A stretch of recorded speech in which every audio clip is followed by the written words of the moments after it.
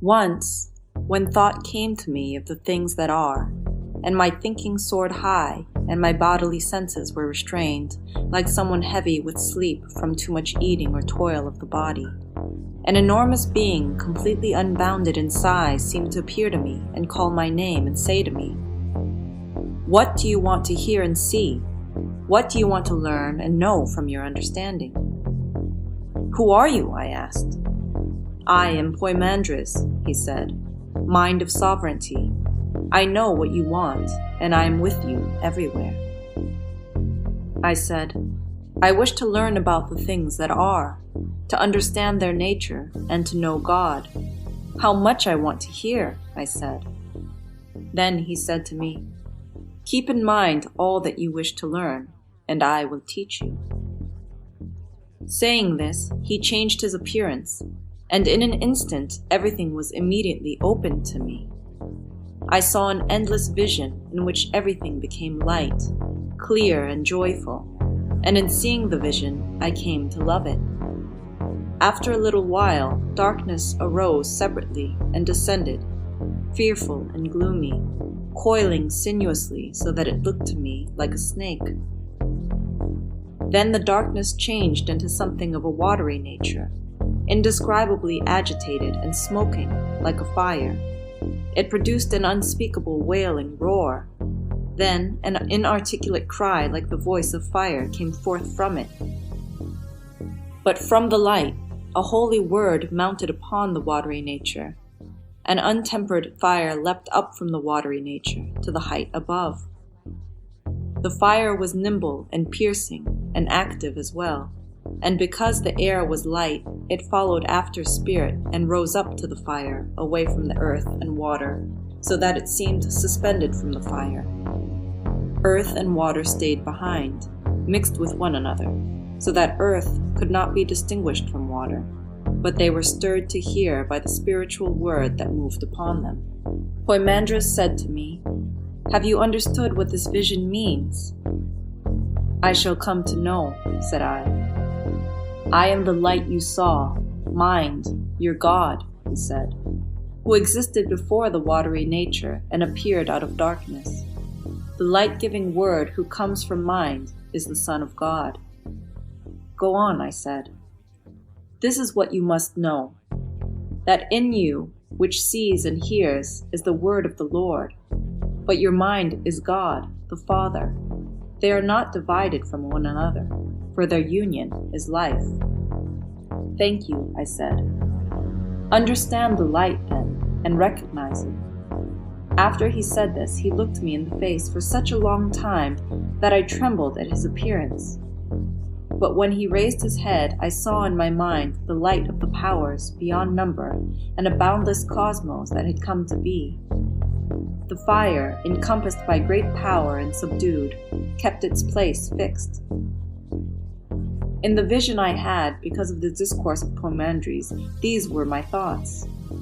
Since I was terrified, out of my wits, he spoke to me again. "In your mind you have seen the archetypal form, the pre-principle that exists before a beginning without end." This was what Poimandres said to me. "The elements of nature, whence have they arisen?" I asked. And he answered, "From the counsel of God which, having taken in the word and having seen the beautiful cosmos, imitated it, having become a cosmos through its own elements and its progeny of souls. The mind, who is God, being androgen and existing as life and light, by speaking gave birth to a second mind, a craftsman, who, as God of fire and spirit, crafted 7 governors. They encompass the sensible world in circles, and their government is called fate. From the elements that weigh downwards, the word of God leapt straight up to the pure craftwork of nature and united with the craftsman mind, for the word was one of the same substance. The weighty elements of nature were left behind, bereft of reason, so as to be mere matter. The craftsman mind, together with the word, encompassing the circles and whirling them about with a rush, turned his craftworks about, letting them turn from an endless beginning to a limitless end. for it starts where it stops. Revolving as mind wished them to, the circles brought forth from the weighty elements living things without reason, for they no longer kept the word with them. And the air brought forth winged things, and water things that swim. Earth and water had been separated from one another as mind wished, and earth brought forth from herself the living things that she held within, four-footed beasts and crawling things, wild animals and tame. Mind, the father of all, who is life and light, gave birth to a man like himself, whom he loved as his own child. The man was most fair. He had the Father's image, and God, who was really in love with his own form, bestowed on him all his craft works. And after the man had observed what the craftsman had created with the Father's help, he also wished to make some craft work, and the Father agreed to this. Entering the craftsman's sphere, where he was to have all authority, the man observed his brother's craft works. The governors loved the man, and each gave a share of his own order. Learning well their essence and sharing in their nature, the man wished to break through the circumference of the circles, to observe the rule of the one given power over the fire.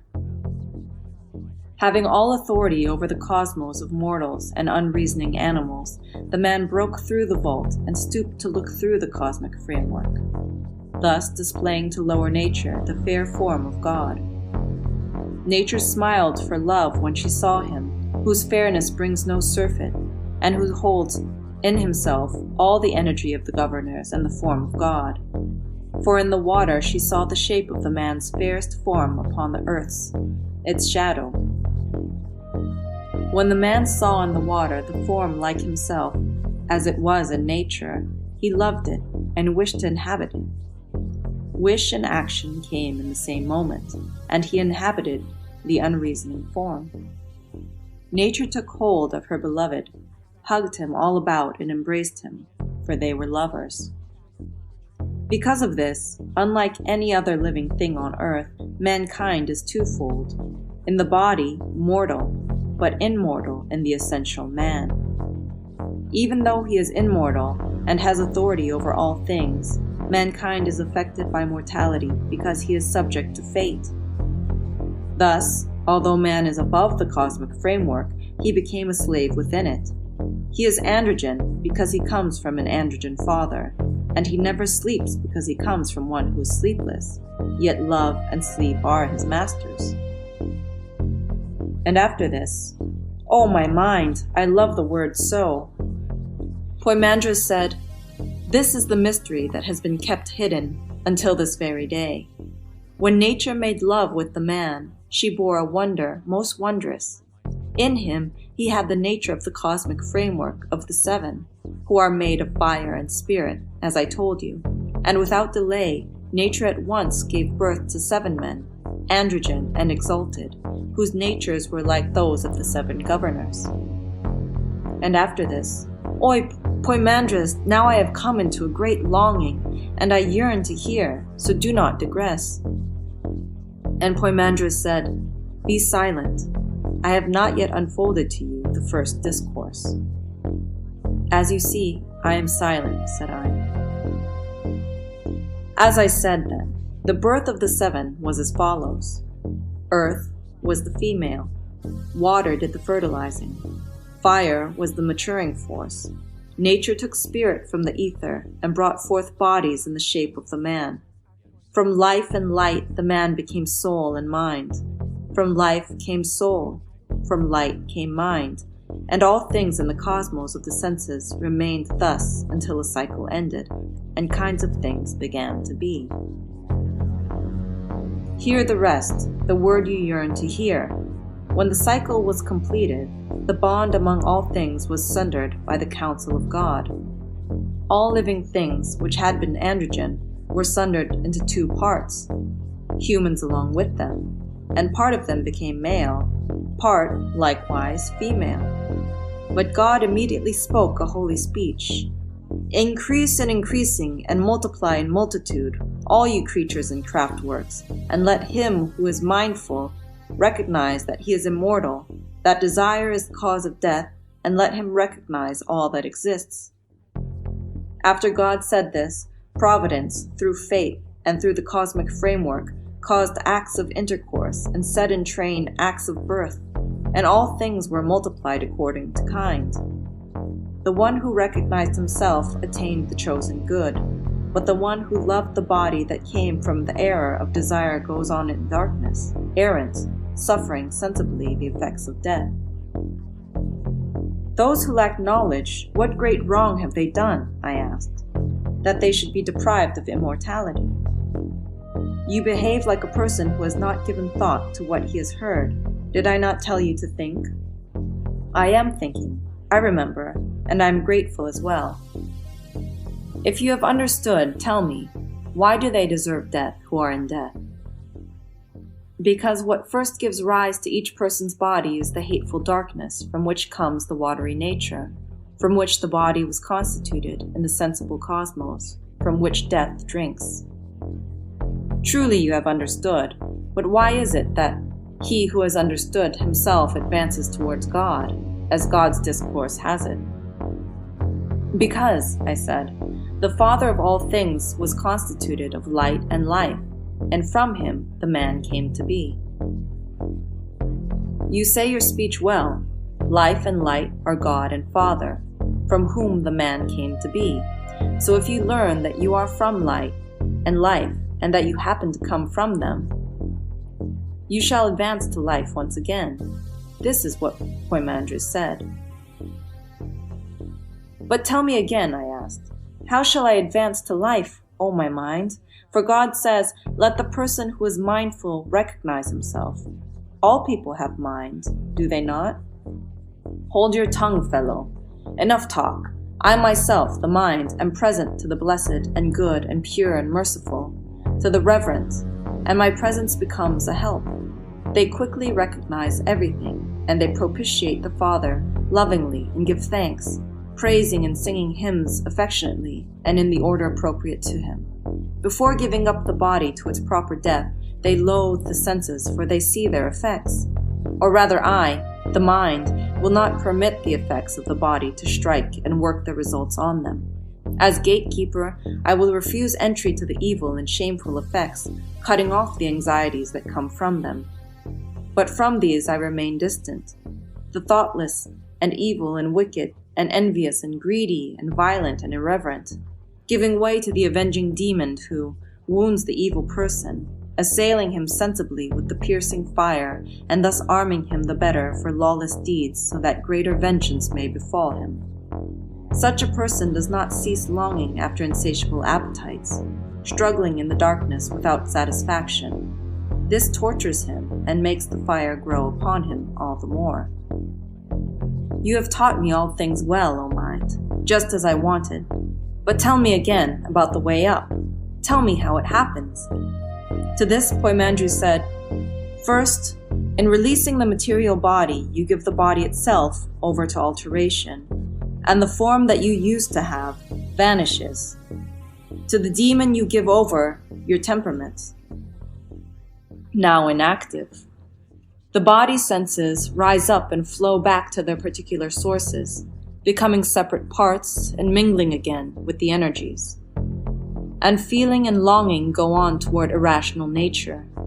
Thence the human being rushes up through the cosmic framework, at the first zone surrendering the energy of increase and decrease, at the second evil machination, a device now inactive, at the third the illusion of longing now inactive, at the fourth the ruler's arrogance now freed of excess, at the fifth unholy presumption and daring recklessness, at the sixth the evil impulses that come from wealth now inactive, and at the seventh zone the deceit that lies in ambush. And then, stripped of the effects of the cosmic framework, the human enters the region of the Ogdoad. He has his own proper power, and along with the blessed, he hymns the Father. Those present there rejoice together in his presence, and having become like his companions, he also hears certain powers that exist beyond the Ogdadic region, and hymn God with sweet voice. They rise up to the Father in order and surrender themselves to the powers. And having become powers, they enter into God. This is the final good for those who have received knowledge, to be made God. Why do you still delay? Having learned all this, should you not become guide to the worthy, so that through you the human race may be saved by God? As he was saying this to me, Poimandres joined with the powers. Then he sent me forth, empowered and instructed on the nature of the universe and on the supreme vision, after I had given thanks to the Father of all and praised him. And I began proclaiming to mankind the beauty of reverence and knowledge. People, earthborn men, you who have surrendered yourselves to drunkenness and sleep and ignorance of God, make yourself sober and end your drunken sickness, for you are bewitched in unreasoning sleep. When they heard, they gathered round with one accord. And I said, Why have you surrendered yourselves to death, earthborn men, since you have the right to share in immortality? You who have journeyed with error, who have partnered with ignorance, think again. Escape the shadowy light. Leave corruption behind and take a share in immortality. Some of them, who had surrendered themselves to the way of death, resumed their mocking and withdrew, while those who desired to be taught cast themselves at my feet. Having made them rise, I became guide to my race, teaching them the words, how to be saved and in what manner, and I sowed the words of wisdom among them, and they were nourished from the ambrosial water. When evening came and the sun's light began to disappear entirely, I commanded them to give thanks to God, and when each completed the thanksgiving, he turned his own bed. Within myself I recorded the kindness of Poimandres, and I was deeply happy because I was filled with what I wished, for the sleep of my body became sobriety of soul, the closing of my eyes became true vision, my silence became pregnant with good, and the birthing of the word became a progeny of goods. This happened to me because I was receptive of mind, of Poimandres, that is, the word of sovereignty. I have arrived, inspired with the divine breath of truth. Therefore, I give praise to God the Father from my soul and with all my might. Holy is God, the Father of all. Holy is God, whose counsel is done by his powers. Holy is God, who wishes to be known and is known by his own people. Holy are you, who by the word have constituted all things that are. Holy are you, from whom all nature was born as image. Holy are you, of whom nature has not made a like figure. Holy are you, who are stronger than every power. Holy are you, who surpass every excellence. Holy are you, mightier than praises. You whom we address in silence, the unspeakable, the unsayable, accept pure speech offerings from a heart and soul that reach up to you. Grant my request not to fail in the knowledge that befits our essence. Give me power, and with this gift I shall enlighten those who are in ignorance, brothers of my race, but your sons. Thus I believe, and I bear witness. I advance to life and light. Blessed are you, Father. He who is your man wishes to join you in the work of sanctification, since you have provided him all authority. That the good is in God alone and nowhere else. The good, Asclepius, is in nothing except in God alone, or rather God himself is always the good. If this is so, the good must be the substance of all motion and generation, for nothing is abandoned by it. But this substance has an energy about it that stays at rest, that has no lack and no excess, that is perfectly complete, a source of supply, present in the beginning of all things. When I say that what supplies everything is good, I also mean that it is holy and always good. Yet this good belongs to nothing else except to God alone. God lacks for nothing, to become evil in longing to possess it. Nothing that exists can be lost to him, to cause him grief in losing it, for grief is a part of vice. Nothing is stronger than God, to make an adversary of him, nor does he have a companion to give him injury. Nothing is more beautiful, to cause desire in him. Nothing is unheeding of him, to make him angry, and nothing is wiser to make him jealous. Since none of these qualities belongs to the substance, what remains but the good alone? Just as none of these other qualities exist in such a substance, by the same token the good will be found in none of the other substances. All of the other qualities exist in all things, in the small, in the large, in things taken one by one, and in the living thing itself that is larger than all of them and the most powerful. Since generation itself is subject to passion, things begotten are full of passions, but where there is passion, there is no good to be found, and where the good is, there is not a single passion. There is no night where it is day, and no day where it is night. Hence, the good cannot exist in generation. It exists only in the unbegotten. Participation in all things has been given in matter, so also has participation in the good been given. This is how the cosmos is good, in that it also makes all things. Thus, it is good with respect to the making that it does. In all other respects, however, it is not good. It is subject to passion and subject to motion, and a maker of things subject to passion. With reference to humanity, one uses the term good in comparison to evil. Here below, the evil that is not excessive is the good, and the good is the least amount of evil here below. The good cannot be cleansed of vice here below, for the good is spoiled by evil here below, and once spoiled, it no longer remains good. Since it does not remain so, it becomes evil. The good is in God alone, then, or God himself is the good. Therefore, Asclepius, only the name of the good exists among mankind, never the fact. It cannot exist here. Material bodies, squeezed on all sides by vice, sufferings, pains, longings, angry feelings, delusions, and mindless opinions, has no room for the good. And this is the worst of all, Asclepius. Here below, they believe in each of the things I have just mentioned as the greatest good, when actually it is the insuperable evil. Gluttony is the supplier of all evils. Error is the absence of the good here below. As for me, I give thanks to God for what he has put in my mind, even to know of the good, that it is impossible for it to exist in the cosmos. For the cosmos is a plenitude of vice, as God is a plenitude of the good, or the good of God. If indeed there are things preeminently beautiful, near to God's essence, those seem perhaps even cleaner and purer in some degree, which are part of him. One dares to say, Asclepius, that God's essence, if in fact he has an essence, is the beautiful, but that the beautiful and the good are not to be detected in any of the things in the cosmos. All the things that are subject to the sight of the eyes are as phantoms and shadowy illusions, but those not subject to it, especially the essence of the beautiful and the good, as the eye cannot see God, neither can it see the beautiful and the good, for they are integral parts of God alone, properties of God, peculiar to him, inseparable, most beloved. Either God loves them, or they love God. If you can understand God, you will understand the beautiful and the good, the exceedingly bright, whose brightness God surpasses. For this is incomparable beauty and inimitable good, as is God himself. As you understand God, then, also understand the beautiful and the good. Because they are not separated from God, these have nothing in common with other living things. If you ask about God, you ask also about the beautiful. Only one road travels from here to the beautiful, reverence combined with knowledge.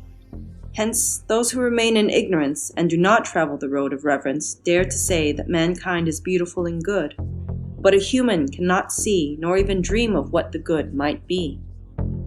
Mankind has been overrun by every evil, and he believes that evil is good. Therefore, he uses evil the more insatiably and fears being deprived of it, striving with all his might not only to possess it, but even to increase it. Such, Asclepius, are the good and the beautiful for humans, things we can neither shun nor hate. Hardest of all to bear is that we have need of them and cannot live without them.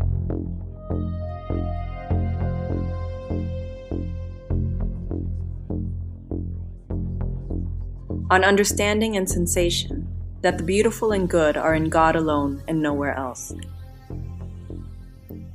Yesterday, Asclepius, I delivered the perfect discourse, and now I think that it needs a sequel, an exposition of the discourse on sensation. Apparently, there is a difference between sensation and understanding, the former being material and the latter essential. To me, however, The two appear to be combined, not separate. In humans, I mean, for in other living things, sensation is combined with the natural character, but in humans, understanding is combined with it as well.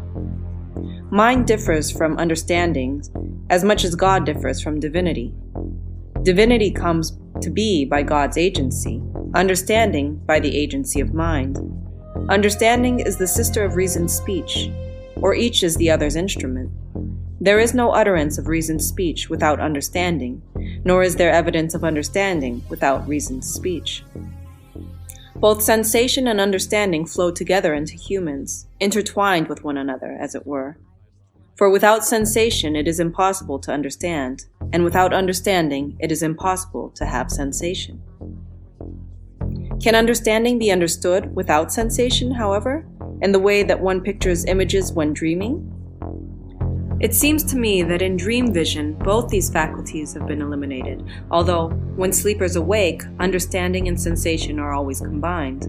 At any rate, sensation is distributed to body and soul, and when both these parts of sensation are in harmony with one another, then there is an utterance of understanding, engendered by the mind. Mind conceives every mental product, both the good, when mind receives seeds from God, as well as the contrary kind, when the seeds come from some demonic being. Unless it is illuminated by God, no part of the cosmos is without a demon that steals into the mind to sow the seeds of its own energy, and what has been sown to the minds conceives. Adulteries, murders, assaults on one's father, acts of sacrilege and irreverence, suicides by hanging or falling from a cliff, and all other such works of demons. Few seeds come from God, but they are potent and beautiful and good. Virtue, moderation, and reverence. Reverence is knowledge of God, and one who has come to know God, filled with all good things, has thoughts that are divine, and are not like those of the multitude. This is why those who are in knowledge do not please the multitude, nor does the multitude please them. They appear to be mad, and they bring ridicule on themselves. They are hated and scorned, and perhaps they may even be murdered. As I have said, vice must dwell here below, since this is its native land. The earth is its native land, not the cosmos, as some will blasphemously claim. The God-fearing person, at least, will withstand all this because he is aware of knowledge. For all things are good to such a person, even things that others find evil. If they lay plots against him, he refers it all to knowledge, and he alone makes evil into good. I return again to the discourse on sensation. For sensation to have a share in understanding is human. But as I said before, not every person enjoys understanding. One will be a material, other an essential person. As I mentioned, material people surrounded by vice get the seed of their understanding from the demons, but God saves those who in their essence are surrounded by good. God, craftsman of all things, makes all things like himself in crafting them, but these things that begin as good come to differ in their use of energy.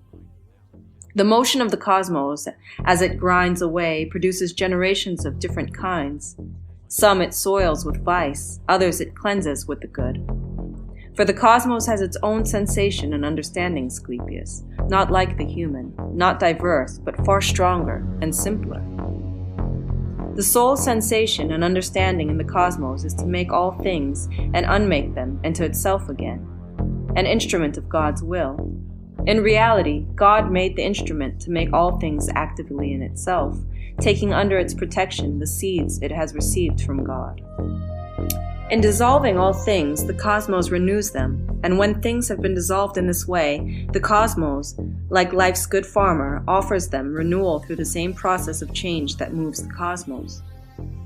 There is nothing that is not a product of the cosmic fecundity. In moving, it makes all things live, and it is at once the location and the craftsman of life. All bodies come from matter, but in different ways. Some come from earth, some from water, some from air and some from fire. All are composite bodies. Some of them are strongly so, and some are simpler. The more strongly composite are the heavier bodies, those less are the lighter. The rapid motion of the cosmos produces diversity in causing generations of different kinds. When the cosmos breathes most frequently, it offers qualities to bodies, and their plenitude is one thing only: life. Thus, God is father of the cosmos, but the cosmos is father of the things in the cosmos. The cosmos is the son of God, and the things in the cosmos are made by the cosmos. It is rightly called cosmos, or arrangement, for it arranges all things in the diversity of generation, in the ceaselessness of life, in the tirelessness of activity, in the rapidity of necessity, in the associability of the elements, and in the order of things that come to be. That it should be called an arrangement, then, is necessary and fitting. Therefore, in all living things, sensation and understanding enter from outside, breathed into things by the atmosphere, but the cosmos got them once and for all when it came to be, and having got them, it keeps them by God's agency. God is not without sensation and understanding, though some would have it so, committing blasphemy in its excess of piety. For all things that exist are in God, Asclepius. They have come to be by God's agency, and they depend from on high, some of them acting through bodies, others moving through psychic substance, or making life through spirit, or taking in the spent remains, which is as it should be. Or rather, to let the truth be shown, I should say that God does not contain these things. He is all of them, so he does not acquire them as something added from outside, but gives them freely to the outside. And this is God's sensation and understanding, always moving everything. The time will never come when any of the things that are will be abandoned. When I speak of the things that are, I speak of God, for God holds within him the things that are. None are outside of him, and he is outside of none. If you are mindful, Asclepius, these things should seem true to you, but they will be beyond belief if you have no knowledge. To understand is to believe, and not to believe is not to understand. Reason discourse does not get to the truth, but mind is powerful, and when it has been guided by reason up to a point, it has the means to get as far as the truth. After mind had considered all this carefully and had discovered that all of it is in harmony with the discoveries of reason, it came to believe, and in this beautiful belief it found rest. By an act of God, then, those who have understood find what I've been saying believable, but those who have not understood do not find it believable. Let this much be told about understanding and sensation. God is the glory of all things, as also are the divine and the divine nature. God, as well as mind and nature and matter, is the beginning of all things that are, since he is wisdom meant to show them forth. The divine is also a beginning, and it is nature and energy and necessity and completion and renewal.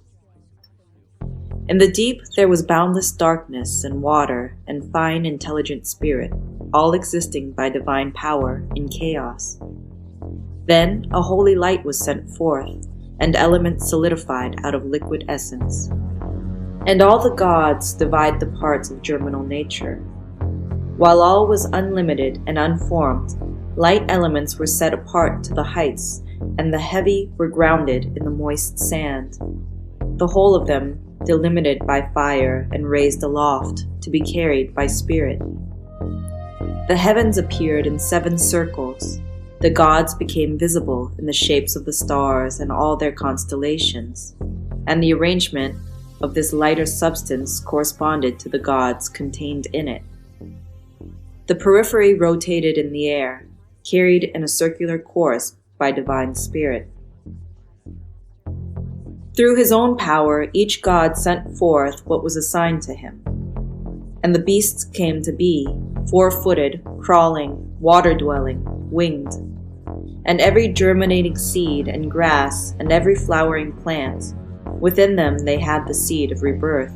The gods sowed the generations of humans to know the works of God, to be a working witness to nature, to increase the number of mankind, to master all things under heaven, to discern the things that are good, to increase by increasing and multiply by multiplying. And through the wonder-working course of the cycling gods, they created every soul incarnate to contemplate heaven, the course of the heavenly gods, the works of God, and the working of nature, to examine things that are good, to know divine power, to know the whirling changes of fair and foul, and to discover every means of working skillfully with things that are good. For them, this is the beginning of the virtuous life and of wise thinking, as far as the course of the cycling gods destine it, and it is also the beginning of their release to what will remain of them after they have left great monuments on earth and works of industry. In the fame of seasons they will become dim, and from every birth of ensouled flesh, from the sowing of crops, and from every work of industry, what is diminished will be renewed by necessity, and by the renewal that comes from the gods, and by the course of nature's measured cycle. For the divine is the entire combination of cosmic influence renewed by nature, and nature has been established in the divine. A discourse of Hermes to Tat, the mixing bowl or the monad. Since the craftsman made the whole cosmos by reasoned speech, not by hand, you should conceive of him as present, as always existing, as having made all things, as the one and only, and as having crafted by his own will the things that are. For this is his body, neither tangible nor visible, nor measurable nor dimensional, nor like any other body. It is not fire nor water, nor air nor spirit, yet all things come from it. Because he is good, it was not for himself alone that he wished to make this offering and to adorn the earth. So he sent the man below an adornment of the divine body, mortal life from life immortal. And if the cosmos prevailed over living things as something ever living, the man prevailed even over the cosmos through reason and mind. The man became a spectator of God's work. He looked at it in astonishment and recognized its maker. God shared reason among all people, O Tat, but not mind, though he begrudged it to none. Grudging envy comes not from on high. It forms below in the souls of people who do not possess mind. For what reason, then, did God not share mind with all of them, my father? He wanted it put between souls, my child, as a prize for them to contest. And where did he put it? He filled a great mixing bowl with it and sent it below, appointing a herald whom he commanded to make the following proclamation to human hearts. Immerse yourself in the mixing bowl if your heart has the strength. If it believes you will rise up again to the one who sent the mixing bowl below, if it recognizes the purpose of your coming to be. All those who heeded the proclamation and immersed themselves in mind participated in knowledge and became perfect people because they received mind. But those who missed the point of the proclamation are people of reason because they did not receive the gift of mind as well and do not know the purpose or the agents of their coming to be. These people have sensations much like those of unreasoning animals, and since their temperament is willful and angry, they feel no awe of things that deserve to be admired. They divert their attention to the pleasures and appetites of their bodies, and they believe that mankind came to be for such purposes. But those who participate in the gift that comes from God, O Tat, are immortal rather than mortal, if one compares their deeds. For in a mind of their own they have comprehended all things on earth, things in heaven, and even what lies beyond heaven. Having raised themselves so far, they have seen the good, and, having seen it, they have come to regard the wasting of time here below as a calamity. They have scorned every corporeal and incorporeal thing, and they hasten toward the one and only. This, Tat, is the way to learn about mind, to resolve perplexities in divinity, and to understand God. For the mixing bowl is divine. I too wish to be immersed, my father. Unless you first hate your body, my child, you cannot love yourself. But when you have loved yourself, you will possess mind. And if you have mind, you will also have a share in the way to learn. What do you mean by this, father? My child, it is impossible to be engaged in both realms, the mortal and the divine. Since there are two kinds of entities, corporeal and incorporeal, corresponding to mortal and divine, One is left to choose one or the other, if choice is desired. One cannot have both together when one is left to choose, but lessening the one reveals the activity of the other. Choosing the stronger, then, not only has splendid consequences for the one who chooses, in that it makes the human into a god, but it also shows reverence toward God. On the other hand, choosing the lesser has been mankind's destruction, though it was no offense to God, with this single reservation.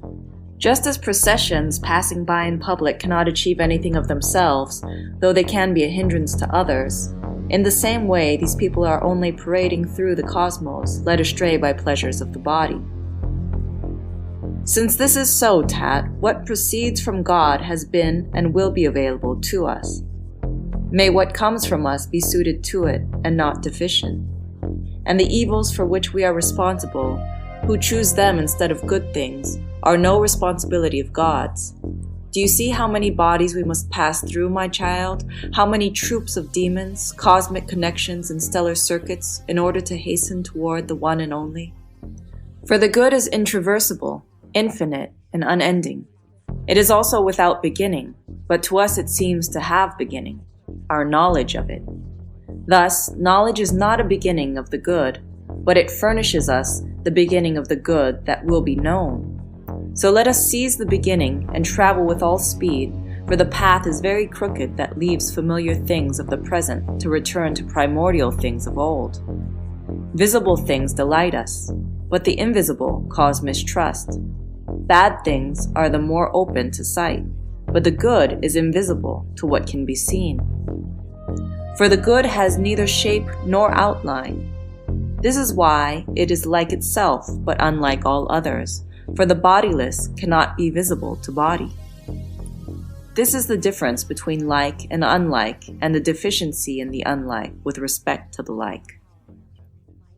The monad, because it is the beginning and root of all things, is in them all as root and beginning. Without a beginning, there is nothing, and a beginning comes from nothing except itself if it is the beginning of other things. Because it is a beginning, then, the monad contains every number. It is contained by none and generates every number without being generated by any other number. But everything generated is imperfect and divisible, subject to increase and decrease. None of this happens to what is perfect. And what can be increased takes its increase from the monad, but it is defeated by its own weakness, no longer able to make room for the monad. Such then, Tat, is God's image, as best I have been able to sketch it for you. If your vision of it is sharp and you understand it with the eyes of your heart, believe me, child, you shall discover the road that leads above, or, rather, the image itself will show you the way. For the vision of it has a special property. It takes hold of those who have had the vision and draws them up, just as the magnet stone draws iron, so they say. If you think about it, O king, incorporeals also exist among the corporeals. What kind? Asked the king. Bodies that appear to be in mirrors seem incorporeal to you, do they not? Yes, Tat, they do. Your understanding is godlike, said the king. But there are also other incorporeals. Doesn't it seem to you, for example, that there are forms that appear in body even though they are incorporeal? In the bodies not only of ensouled beings, but of the soulless also? You put it well, Tat. Thus, there are reflections of the incorporeals in corporeals, and of corporeals in incorporeals. From the sensible to the intelligible cosmos, that is, and from the intelligible to the sensible. Therefore, my king, adore the statues because they too possess forms from the intelligible cosmos. Rising, the king then said, It is time I attend to my guests, O prophet. Tomorrow we shall theologize further. Discourse of Hermes Trismegistus, on the mind shared in common, to Tat. Mind, O Tat, comes from the very essence of God, if, in fact, God has any essence, and God alone knows exactly what that essence might be. Mind, then, has not been cut off from God's essentiality. It has expanded, as it were, like the light of the sun. For the good demon has said that gods are immortal humans. Where soul is, there also is mind, just as there is soul wherever life is. But the soul in unreasoning animals is life devoid of mind. Mind is a benefactor of human souls. It works on them for good. In things without reason, mind assists the natural impulse rising from each. But it opposes this impulse in human souls. Every soul, as soon as it has come to be in the body, is depraved by pain and pleasure. For in a composite body, pain and pleasure seethe like juices. Once immersed in them, the soul drowns.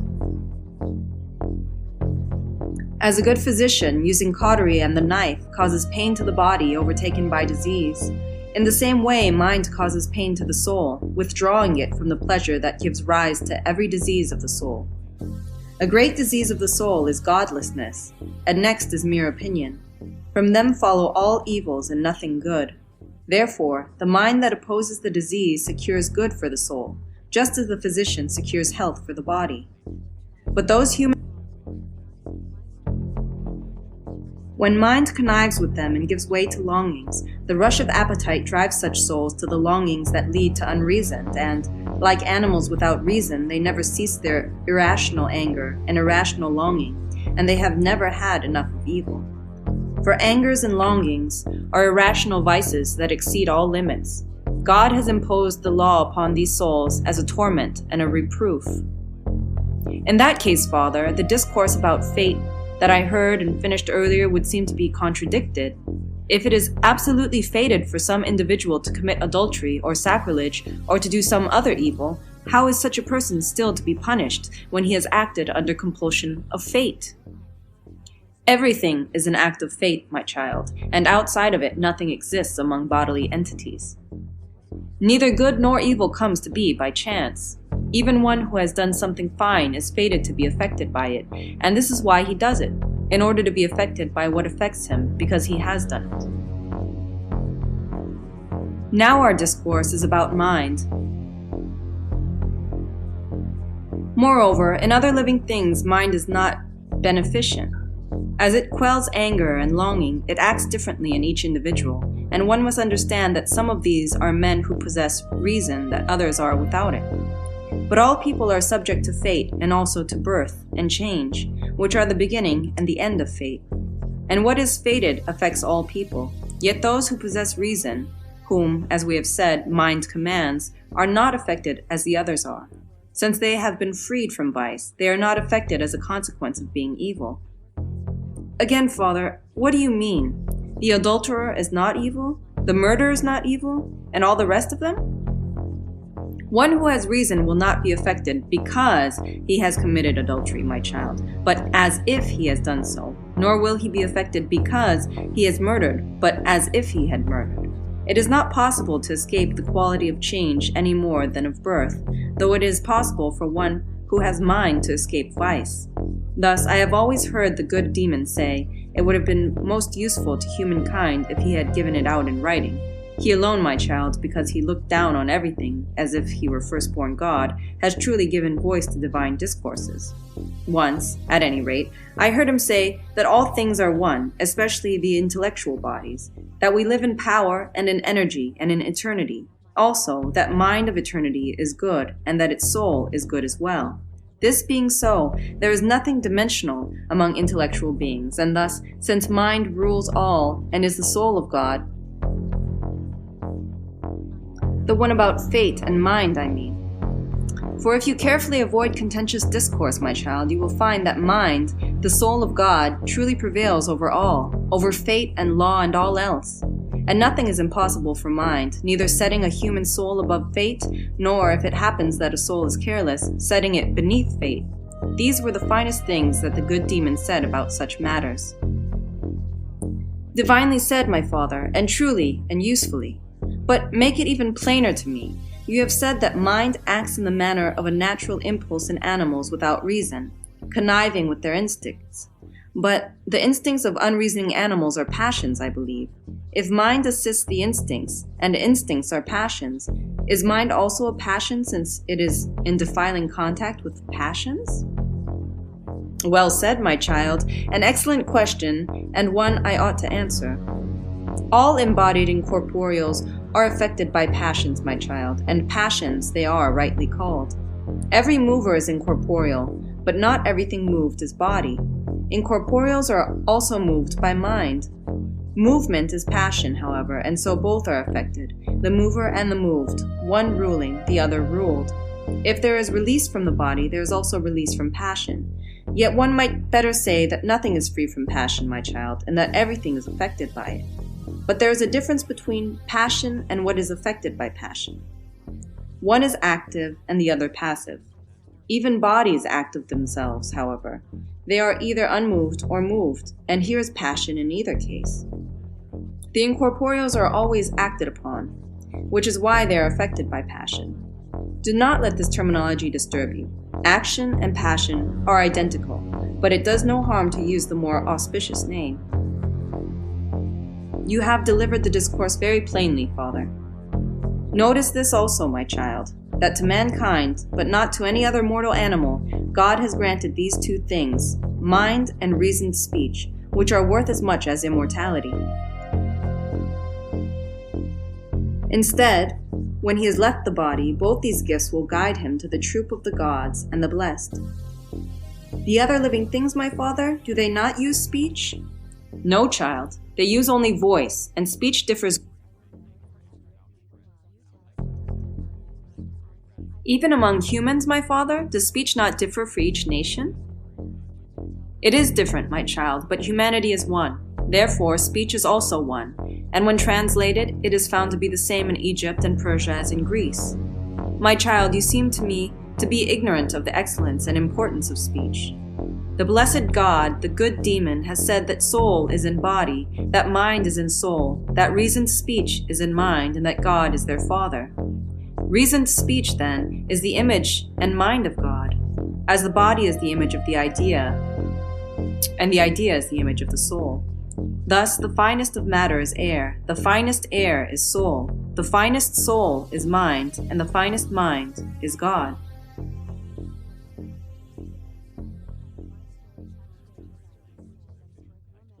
Necessity, providence, and nature are instruments of the cosmos and of the order of matter.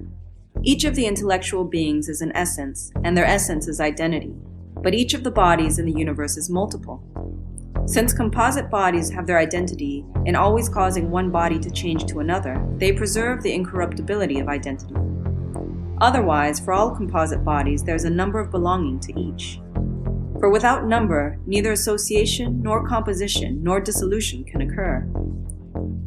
The henads give birth to number, increase it, and take it back to themselves after it has been dissolved, and yet the matter is one. This entire cosmos, a great God and an image of a greater, united with God to helping preserve the Father's will and order, is a plenitude of life, and throughout the whole recurrence of eternity that comes from the Father, there is nothing in the cosmos that does not live, neither in the whole of it nor in its parts. For there never was any dead thing in the cosmos, nor is there, nor will there be. The Father wished it to be alive as long as it holds together, and so it was necessary for the cosmos to be God. How then, my child, can there be dead things in God, in the image of all, in the plenitude of life? For deadness is corruption, and corruption is destruction. How can any part of the incorruptible be corrupted, or anything by God be destroyed? The things that live in the cosmos, Father, though they are parts of it, do they not die? Hold your tongue, child. The terminology of becoming leads you astray. They do not die, my child. As composite bodies, they are only dissolved. Dissolution is not death, but the dissolution of an alloy. They are dissolved not to be destroyed, but to become new. And what is the energy of life? Is it not motion? In the cosmos, then, what is motionless? Nothing, my child. Does the earth not seem motionless to you, Father? No, child. It is the only thing that is full of motion and also stationary. Would it not be quite absurd if the nurse of all were motionless? She who begets everything and gives birth to it? For without motion, the begetter cannot beget anything. It is most absurd of you to ask if the fourth part is idle, that a body is motionless that can signify nothing but being idle. Therefore, my child, you should know that everywhere in the cosmos everything is moved, either by decrease or by increase. What is moved also lives, but not everything that lives needs to stay the same. Taken as a whole, my child, the entire cosmos is free from change, but its parts are all subject to change. Nothing, however, is corruptible or destroyed, terms that disturb human beings. Life is not birth, but awareness, and change is forgetting, not death. Since this is so, all are immortal. Matter, life, spirit, soul, mind, of which every living thing is constituted. Through mind, then, every living thing is immortal, but most of all mankind, who is capable of receiving God and fit to keep company with him. With this living thing alone does God converse, at night through dreams and through omens by day, and through all of them he foretells the future, through birds, through entrails, through inspiration, through the oak tree, whereby mankind also professes to know what has been, what is at hand, and what will be. And notice this, my child, that each living thing frequents one part of the cosmos: water for those that live in the water, earth for those that dwell on land, air for those that float above. But mankind uses them all: earth, water, air, fire. He even sees heaven, which he grasps by sensing it. And God, who is energy and power, surrounds everything and permeates everything, and understanding of God is nothing difficult, my child. If you wish also to gaze upon him, look at the order of the cosmos and the careful arrangement of this order. Look at the necessity of the heavenly phenomena, and the providence in what has come to be and what comes to be. Look at matter, completely full of life, and a great God moving along with all beings good and fair, gods and demons and humans. But these are energies, Father. If they are entirely energies, my child, by whom are they energized? By anyone other than God? Or do you not know that, just as the parts of the cosmos are heaven, water, earth, and air, likewise the limbs of God are life, immortality, fate, necessity, providence, nature, soul, and mind, and that the permanence of them is all called the good? In what comes to be and what has come to be, there is nothing where God is not, nothing beyond him. Is he in matter then, Father? If matter is apart from God, my son, what sort of place would you allot to it? If it is not energized, do you suppose it is anything but a heap? But who energizes it if it is energized? We have said that the energies are parts of God. By whom then are all living things made alive? By whom are immortals made immortal? Things subject to change, by whom are they changed?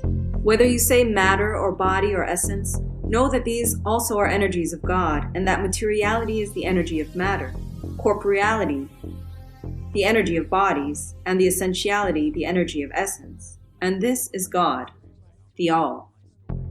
But in the All there is nothing that he is not. Hence neither magnitude, nor place, nor quality, nor figure, nor time has any bearing on God. For God is all, and the All permeates everything and surrounds everything. Show this discourse reverence, my child, and keep it religiously. There is but one religion of God, and that is not to be evil. Health of mind. In your absence, my son Tat wanted to learn the nature of things as a whole, and he would allow me no delay.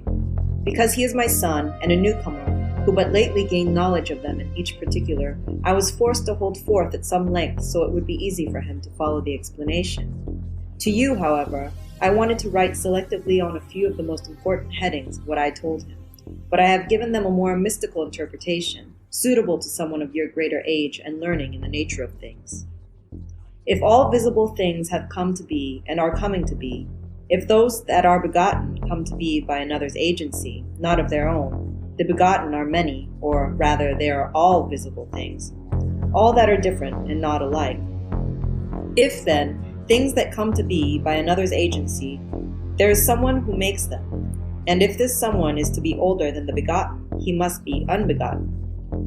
For I maintain that the things begotten come to be by the agency of another.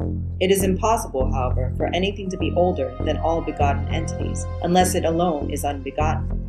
Also, such a one is stronger, unique, and alone, truly wise in everything, since none is older. In quantity, in magnitude, and in being different than what comes to be, such a one comes first, and also in the continuity of his making. Moreover, although things begotten are seen, he is unseen, and this is why he makes, in order to be seen. He is always making, so assuredly he is seen. This is the proper way to understand, and having understood, to be astonished, and having been astonished, to count oneself blessed for having recognized the Father. What is dearer than a true Father? Who is this Father, and how shall we recognize him? Is it right to dedicate to him alone the name God, or Maker, or Father, or even the three of them? God, because of his power, Maker, because of his action, Father, because of the good?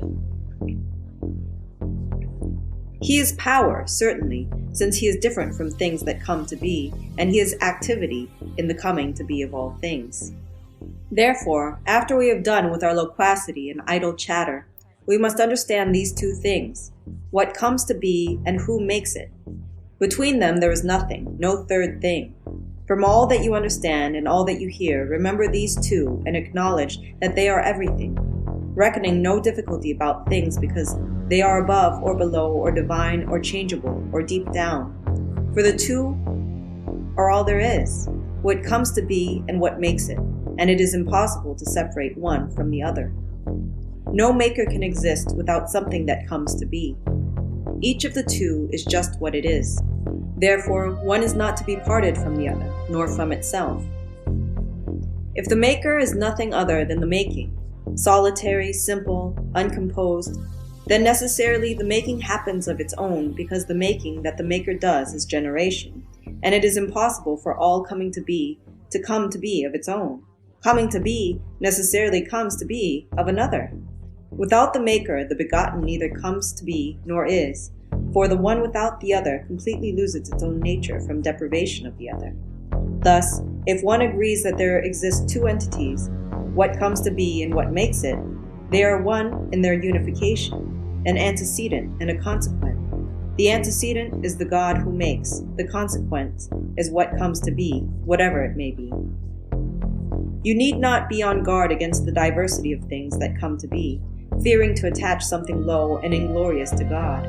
God's glory is one, that he makes all things, and this making is like the body of God. There is nothing evil or shameful about the Maker himself. Such conditions are immediate consequences of generation, like corrosion on bronze or dirt on the body. The bronzesmith did not make the corrosion, the parents did not make the dirt, nor did God make evil. But the persistence of generation makes evil bloom like a sore, which is why God has made change, to repurify generation. Now if it is given to one and the same painter to make heaven, gods, earth, sea, humans, things without reason and things without soul, is it not possible for God to make them? Oh, how foolish it is, ignorance concerning God. The strangest things of all happen to such foolish people. While claiming to revere God and praise him, they do not know him because they do not attribute to him the making of all things. And besides not knowing him, they profane him greatly by imputing to him conditions of disdain and impotence. If he does not make all things, it must be out of contempt or out of impotence that he does not make them, which is an irreverent notion. For in God there is only one condition, the good. But one who is good is not contemptuous or impotent. This is what God is, the good, all power to make all things. All that is begotten has come to be by God's agency, by the agency of one who is good. In other words, of one able to make all things. If you want to learn how he makes, how things come to be that come to be, it is given to you. Consider this lovely image that is very like him. See a farmer casting seed upon the earth. Here the wheat, there the barley, elsewhere seed of some other kind. See him planting the vine and the apple and the other kinds of trees. In the same way, God sows immortality in heaven, change in the earth, life and motion in the universe. The things he sows are not many but few and easily numbered. In all, there are 4 of them. Besides God himself and generation, in them exist the things that are. My father, you spoke indistinctly and in riddles when talking about divinity in the general discourses. Claiming that no one can be saved before being born again, you offered no revelation. But after you talked with me, coming down from the mountain, I became your suppliant, and I asked to learn the discourse on being born again, since, of all the discourses, this one alone I do not know. And you said you would deliver it to me when you were about to become a stranger to the cosmos. I have prepared myself, and I have steeled my purpose against the deceit of the cosmos. Grant me what I need, and give me, whether aloud or in secret, the discourse on being born again that you said you would deliver. I do not know what sort of womb mankind was born from, O Trismegistus, nor from what kind of seed. My child, the womb is the wisdom of understanding and silence, and the seed is the true good. Who sows the seed, Father? I am entirely at a loss.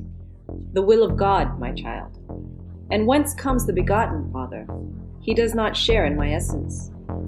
The begotten will be of a different kind, a God and a child of God, the all in all, composed entirely of the powers. You tell me a riddle, Father. You do not speak as a father to a son. Such a lineage cannot be taught, my child, but God reminds you of it when he wishes. Father, what you tell me is impossible and contrived, and so I want to respond to it straightforwardly. I have been born a son strange to his father's lineage. Do not begrudge me, Father. I am your lawful son. Tell me clearly the way to be born again. What can I say, my child? I have nothing to tell except this. Seeing within me an unfabricated vision that came from the mercy of God, I went out of myself into an immortal body, and now I am not what I was before. I have been born in mind. This thing cannot be taught, nor can it be seen through any elementary fabrication that we use here below. Therefore, the initial form, even of my own constitution, is of no concern. Color, touch, or size I no longer have. I am a stranger to them. Now you see me with your eyes, my child, but by gazing with bodily sight, you do not understand what I am. I am not seen with such eyes, my child. You have driven me quite mad, Father, and you have deranged my heart. Now I do not see myself. My child, would that you, without sleep, had also passed out of yourself like those who dream and sleep. Tell me this especially.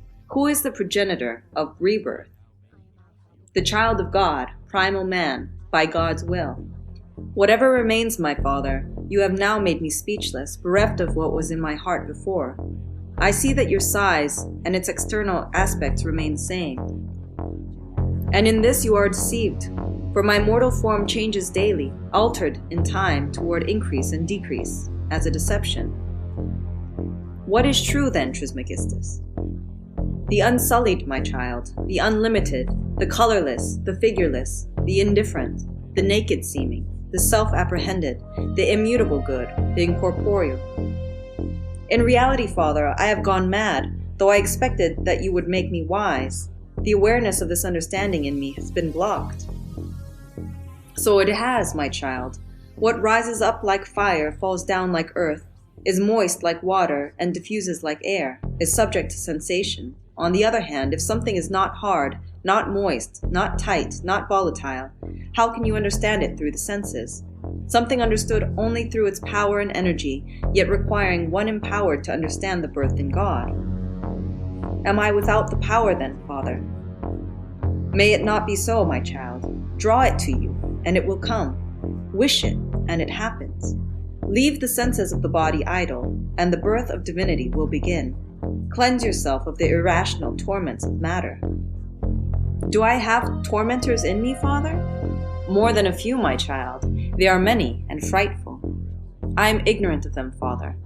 This ignorance, my child, is the first torment. The second is grief. The third is incontinence. The fourth, lust. The fifth, injustice. The sixth, greed. The seventh, deceit. The eighth, envy. The ninth, treachery. The 10th, anger. The 11th, recklessness. The 12th, malice. These are 12 in number, but under them are many more besides, my child, and they use the prison of the body to torture the inward person with the sufferings of sense.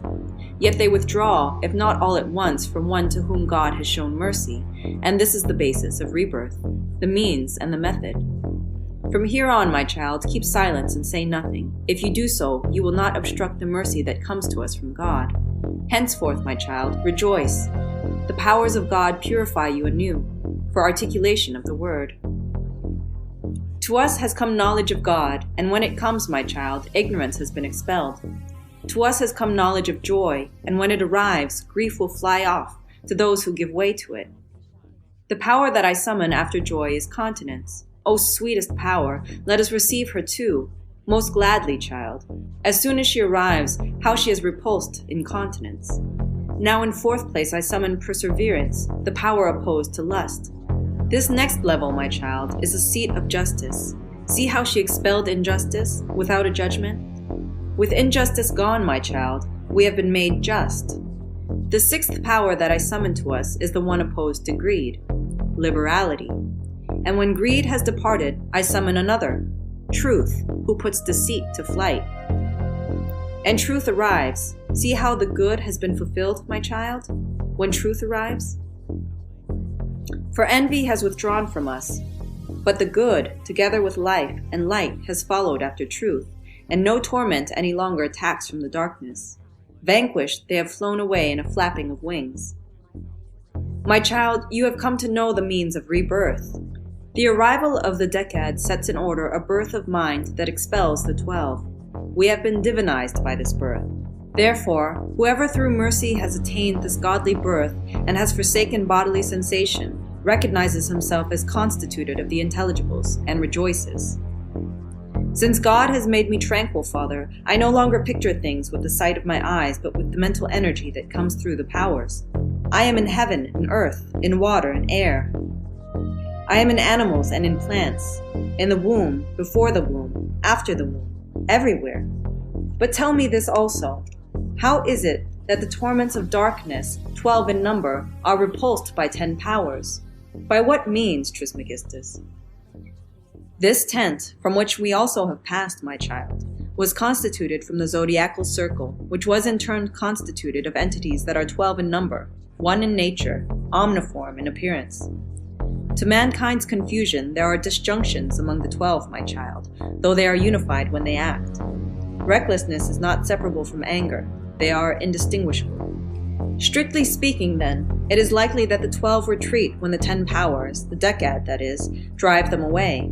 The Decad engenders soul, my child. Life and light are unified when the number of the Henad, of spirit, is begotten. Logically, then, the Henad contains the Decad, and the Decad the Henad. Father, I see the universe, and I see myself in mind. This, my child, is rebirth, no longer picturing things in 3 bodily dimensions. Through this discourse on being born again that I have noted down for you alone, to avoid casting it all before the mob, but to give it to those whom God himself wishes.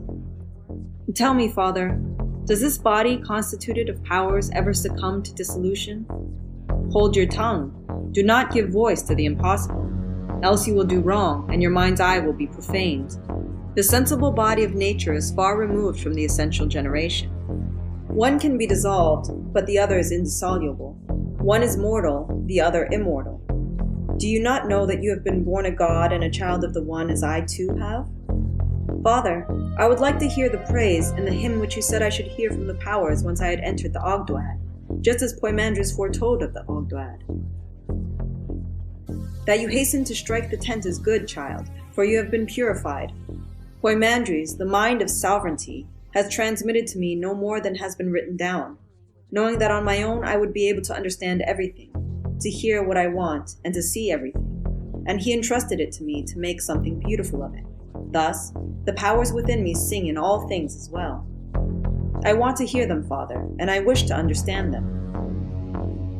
Be still, my child. Now hear a well-tuned hymn of praise, the hymn of rebirth. To divulge it was no easy choice for me except that I do it for you, at the end of everything. Hence, it cannot be taught. It is a secret kept in silence. Therefore, my child, stand up in the open air, face the south wind when the setting sun descends, and bow down in adoration. When the sun returns, bow likewise toward the east. Be still, child. Singing the secret hymn, Formula 4. Let every nature in the cosmos attend the hearing of the hymn. Open, O earth, let every lock that bars the torrent open to me. Trees, be not shaken. I am about to sing a hymn to the Lord of creation, to the universe and to the One.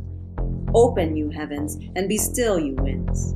Let God's immortal circle attend my discourse, for I am about to sing a hymn to the One who created everything, who fixed the earth in place, who hung heaven above, who ordered the sweet water away from the ocean and toward land, the habitable and the uninhabitable, as the means of mankind's nourishment and creation, who ordered fire to shine on gods and humans for their every use. Together let us praise him, raised high above the heavens, creator of all nature. He is the mind's eye. May he accept praise from my powers. Powers within me, sing a hymn to the one and the universe. Sing together, all you powers within me, for I wish it. Holy knowledge, you enlightened me. Through you, hymning the intellectual light, I take joy in the joy of mind. Join me, all you powers, and sing the hymn. You also, continents, sing me the hymn. My justice, through me, hymn the just. My liberality, through me, hymn the universe. Truth, hymn the truth. Good, hymn the good. Life and light, praise passes from you and to you. I thank you, Father, energy of the powers. I thank you, God, power of my energies. Through me your word hymns you. Through me, O universe, accept a speech offering by my word. This is what the powers within me shout. They hymn the universe, they accomplish what you wish. Your counsel goes forth from you, and to you the universe returns. Accept a speech offering from all things. Life, preserve the universe within us. Light, enlighten it. God, spiritualize it. For you, O mind, are a shepherd to your word. O spirit bearer, O craftsman, you are God. Your man shouts this through fire, through air, through earth, through water, through spirit, through your creatures. From your eternity I have won praise, and in your counsel I have found the rest I seek. I have seen as you wished it. This praise that you have told, Father, I have also established in my cosmos. Say, in the intellectual cosmos, child. In the intellectual cosmos, Father, I have the power. Your hymn and your praise have fully illuminated my mind. I too wish to send praise to God from my own heart. Be not heedless, my child. I say what I see in my mind, Father. To you, God, Genarch of progeneration, I, Tat, send speech offerings. God, you, Father, you, Lord, you, Mind, accept from me what speech you want, for everything is accomplished by your willing it. My child, send an acceptable sacrifice to God, the Father of all, but also add through the word. I thank you, Father, for approving the prayers that I have made. I rejoice that the truth has borne good fruit for you, my child, an undying crop. Now that you have learned it from me, promise to be silent about this miracle, child, and reveal the tradition of rebirth to no one, lest we be accounted its betrayers. For each of us has done enough study, I the speaker, you the hearer. You know yourself and our Father intellectually. Book 16. Definitions of Asclepius to King Ammon on God, matter, vice, faith, the sun, intellectual essence, divine essence, mankind, the arrangement of the plenitude, the 7 stars, and mankind according to the image. I have sent you a long discourse, my king, as a sort of reminder or summary of all the others. It is not meant to agree with vulgar opinion, but contains much to refute it. That it contradicts even some of my own discourses will be apparent to you. My teacher, Hermes, often speaking to me in private, sometimes in the presence of Tat, used to say that those reading my books would find their organization very simple and clear, when on the contrary it is unclear and keeps the meaning of its words concealed. Furthermore, it will be entirely unclear, he said, when the Greeks eventually desire to translate our language to their own, and thus produce in writing the greatest distortion and unclarity. But this discourse, expressed in our paternal language, keeps clear the meaning of its words. The very quality of the speech and the sound of Egyptian words have in themselves the energy of the objects they speak of. Therefore, my king, insofar as you have the power, who are all-powerful, keep the discourse uninterpreted, lest mysteries of such greatness come to the Greeks, lest the extravagant, flaccid, and as it were, dandified Greek idiom extinguish some stately and concise, the energetic idiom of Egyptian usage. For the Greeks have empty speeches, O king, that are energetic only in what they demonstrate, and this is the philosophy of the Greeks, an inane foolosophy of speeches. We, by contrast, use not speeches but sounds that are full of action. This established, I shall open the discourse by invoking God, the Master, Maker, Father, and Container of the whole universe, the All who is one, and the One who is all. For the plenitude of all things is one, and is in one, not because the one duplicates itself, but because both are one. Keep to this meaning carefully, my king, through the whole length of my discourse. If anyone sets his hand against what seems to be all, and one, and identical, and tries to part it from the one, taking the term all to mean multitude rather than plenitude, he will be doing the impossible, breaking the all apart from the one and destroying the all. For all must be one, if in fact one exists as it does and never ceases to be one, so that the plenitude is not broken apart. Look in the middlemost parts of the earth at the many founts of water and fire gushing forth. In the same place one observes three natures, those of fire, of water, and of earth, depending from one root. Hence, the earth has been believed to be a storehouse of all matter, sending forth supplies of matter and in return receiving substance from above. In this way, the craftsman, I mean the sun, binds heaven to earth, sending essence below and raising matter above, attracting everything toward the sun and around it, offering everything from himself to everything, as he gives freely of the ungrudging light. For it is the sun whence good energies reach not only through sky and air, but even to earth, and down to the nethermost deep and abyss. But if there also exists some intellectual essence, it is the sun's mass, whose receptacle may be sunlight. Only the sun knows of what this essence is composed, or whence it flows, since by location and nature it is near to the sun. We who are forced to understand by guesswork do not observe it. But a vision of the sun is not a matter of guesswork. Since it is the visual ray itself, the sun shines all around the cosmos with the utmost brilliance, on the part above and on the part below. For the sun is situated in the center of the cosmos, wearing it like a crown. Like a good driver, it steadies the chariot of the cosmos and fastens the reins to itself to prevent the cosmos going out of control. And the reins are these: life and soul and spirit and immortality and becoming. The driver slackens the reins to let the cosmos go, not far away, to tell the truth, but along with him. In this way are all things crafted. The sun portions out eternal permanence to the immortals and feeds the immortal part of the cosmos with the rising light emitted from its other side, the one that faces heavenward. But, with the light held in confinement as it shines all around inside the hollow of water and earth and air, the sun enlivens and awakens, with becoming and change, the things that live in these regions of the cosmos. It brings transmutation and transformation among them, as in a spiral, when change turns one thing to another, from kind to kind, from form to form, crafting them, just as it does the great bodies. For the permanence of every body is change. In an immortal body, the change is without dissolution. In a mortal body, there is dissolution. And this is what distinguishes immortal from mortal, mortal from immortal. Just as the sun's light is continuous, so also, both in location and supply, does its fecundity continue on and on without cease. Around the sun are many troops of demon-looking like battalions in changing array. They are not far from the immortals, though they dwell with mortals. From on high they have been assigned the territory of mankind, and they oversee human activity. What the gods enjoin them they effect through torrents, hurricanes, thunderstorms, fiery alterations, and earthquakes. With famines and wars, moreover, they repay irreverence. Irreverence is mankind's greatest wrong against the gods. To do good is the gods' affair. To be reverent is mankind's, and the demons' is to assist. Whatever else humans dare to do, out of error or daring or compulsion, which they call fate or ignorance, all these the gods hold guiltless. Irreverence alone is subject to judgment.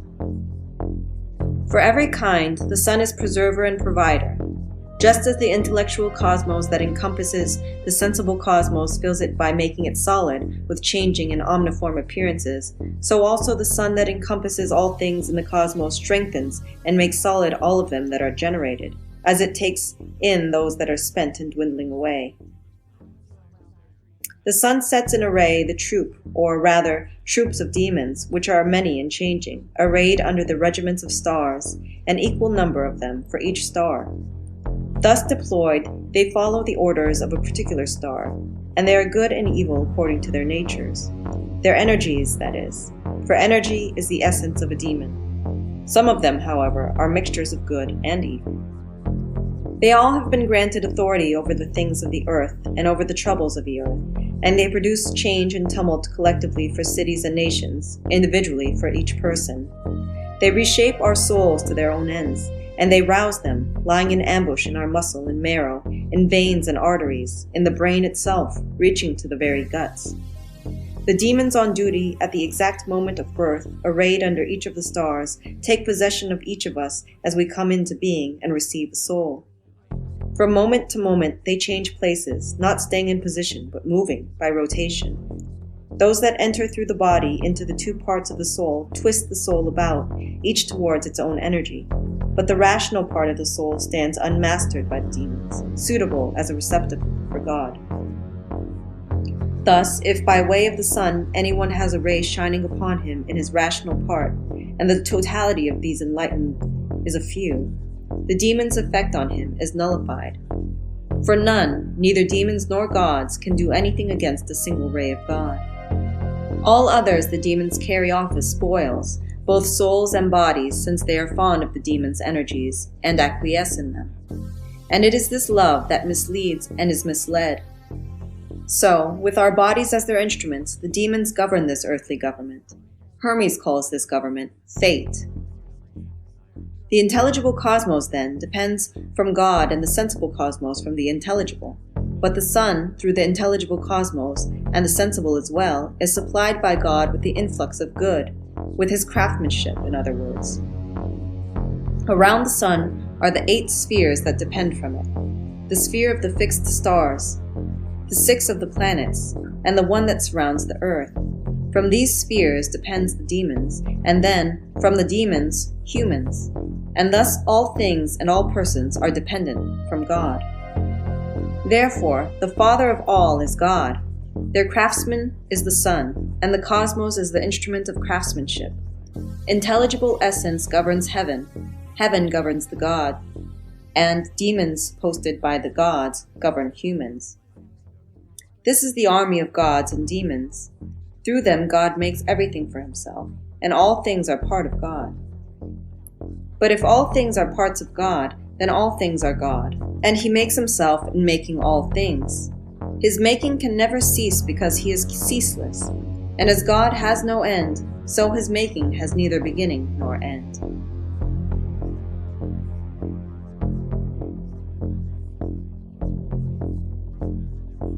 On the soul hindered by the body's affections. If someone promises to bring harmony out of a piece of music played on many instruments, his effort will be laughable if during the performance discord among the instruments hinders his zeal.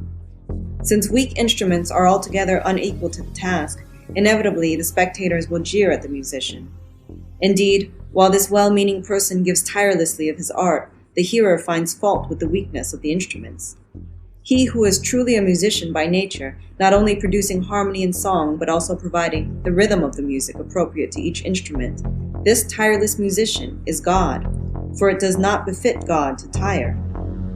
If ever a performer wanted to excel in a musical contest, entering just after the trumpeters had likewise shown their skill, after the flautists had produced sweet music on their melodious instruments, after others had finished the singing of the song with reed pipe and plectrum, no one would blame the musician's inspiration if his instrument failed under the strain, nor would they blame the Almighty, to whom they would render due honor while finding fault with the defective instrument, because, in fact, it created a hindrance to greater beauty by hindering the musician's rapport with the music and robbing the audience of sweet song. With us it is the same. Let no spectator irreverently find fault with our kind for weakness that belongs to the body. Let it be known, however, that God is a tireless inspiration, who always and in the same way possesses the skill appropriate to him, whose blessings are uninterrupted, who continually enjoys the same kind attentions. Even if the craftsman, Phidias, used material that did not yield to his striving for consummate diversity, and our musician could only make the best of his ability, let us not put the blame on him, but find fault with the weak string that slackened the tension, lowered the tone and muffled the rhythm of the lovely music. But no one ever blames the musician for an accident that happened to his instrument. And the more they reproach the instrument, the more they extol the musician when he strikes the string and hits the right tone, so the audience feels even friendlier to the musician and finds nothing to blame him for, after all. So it is with you also, most honored ones. You, in turn, should tune the inward lyre and adjust it to the divine musician. But I see it now. Some performer readies himself for a composition of great genius, and even without playing his lyre, he somehow uses himself as an instrument and finds some secret way to tune his string and heal it, stunning his audience by turning something deficient into something magnificent. They say that a certain player on the cithara, dear to the patron god of music-making, once entered a contest of singing to the cithara. But when a string broke, he was hindered in his exertions until the dearness of the Mighty One restored the string for him and granted him the grace of fame. In place of the string, a providence of the Mighty One caused the cicada to light upon the cithara and restore the song by keeping the space where the string had been. Thus, the cithara player won a victor's reputation when his string was mended, and his grief came to an end. Somehow, I feel the same thing happening to me as well. Most honored sirs, just recently it was as if I confessed my weakness and lay sick for a little while, yet now by the power of the Almighty One, as it were, my song about the king has been restored, and I made music. Accordingly, the aim of the assistants will be the renown of kings, and from their trophies arises the zeal of my discourse. Come then, let us proceed, for this is the musician's desire. Come, make haste, this is the musician's will. This is why he tuned his lyre. His song will be sweeter, and his playing more pleasant, as instructions require greater music. Therefore, since he has tuned his lyre specially for kings, since it has a panegyric tone, since its aim is to commend royalty, he raises his voice first to the supreme king of all, the good God, and then, after he has opened his song on high, in its second section he descends to those who bear the scepter in God's image. Kings themselves find it pleasing that the song moves down step by step from on high, and that it comes from the very place where victory was conferred on them, victory from which, in their turn, our hopes also derive. So then, let the musician approach the Supreme King, the God of all. He is ever immortal, eternal and having dominion from eternity. First in glorious victory, source of all victories for those who have received victory in due course. Our discourse hastens to descend to such commendation, to commend kings who are princes of the common security and peace. Authority from God Almighty long since rose to a height in them. Victory was conferred on them from the right hand of God. Prizes were prepared for them even before they performed heroic deeds in battle.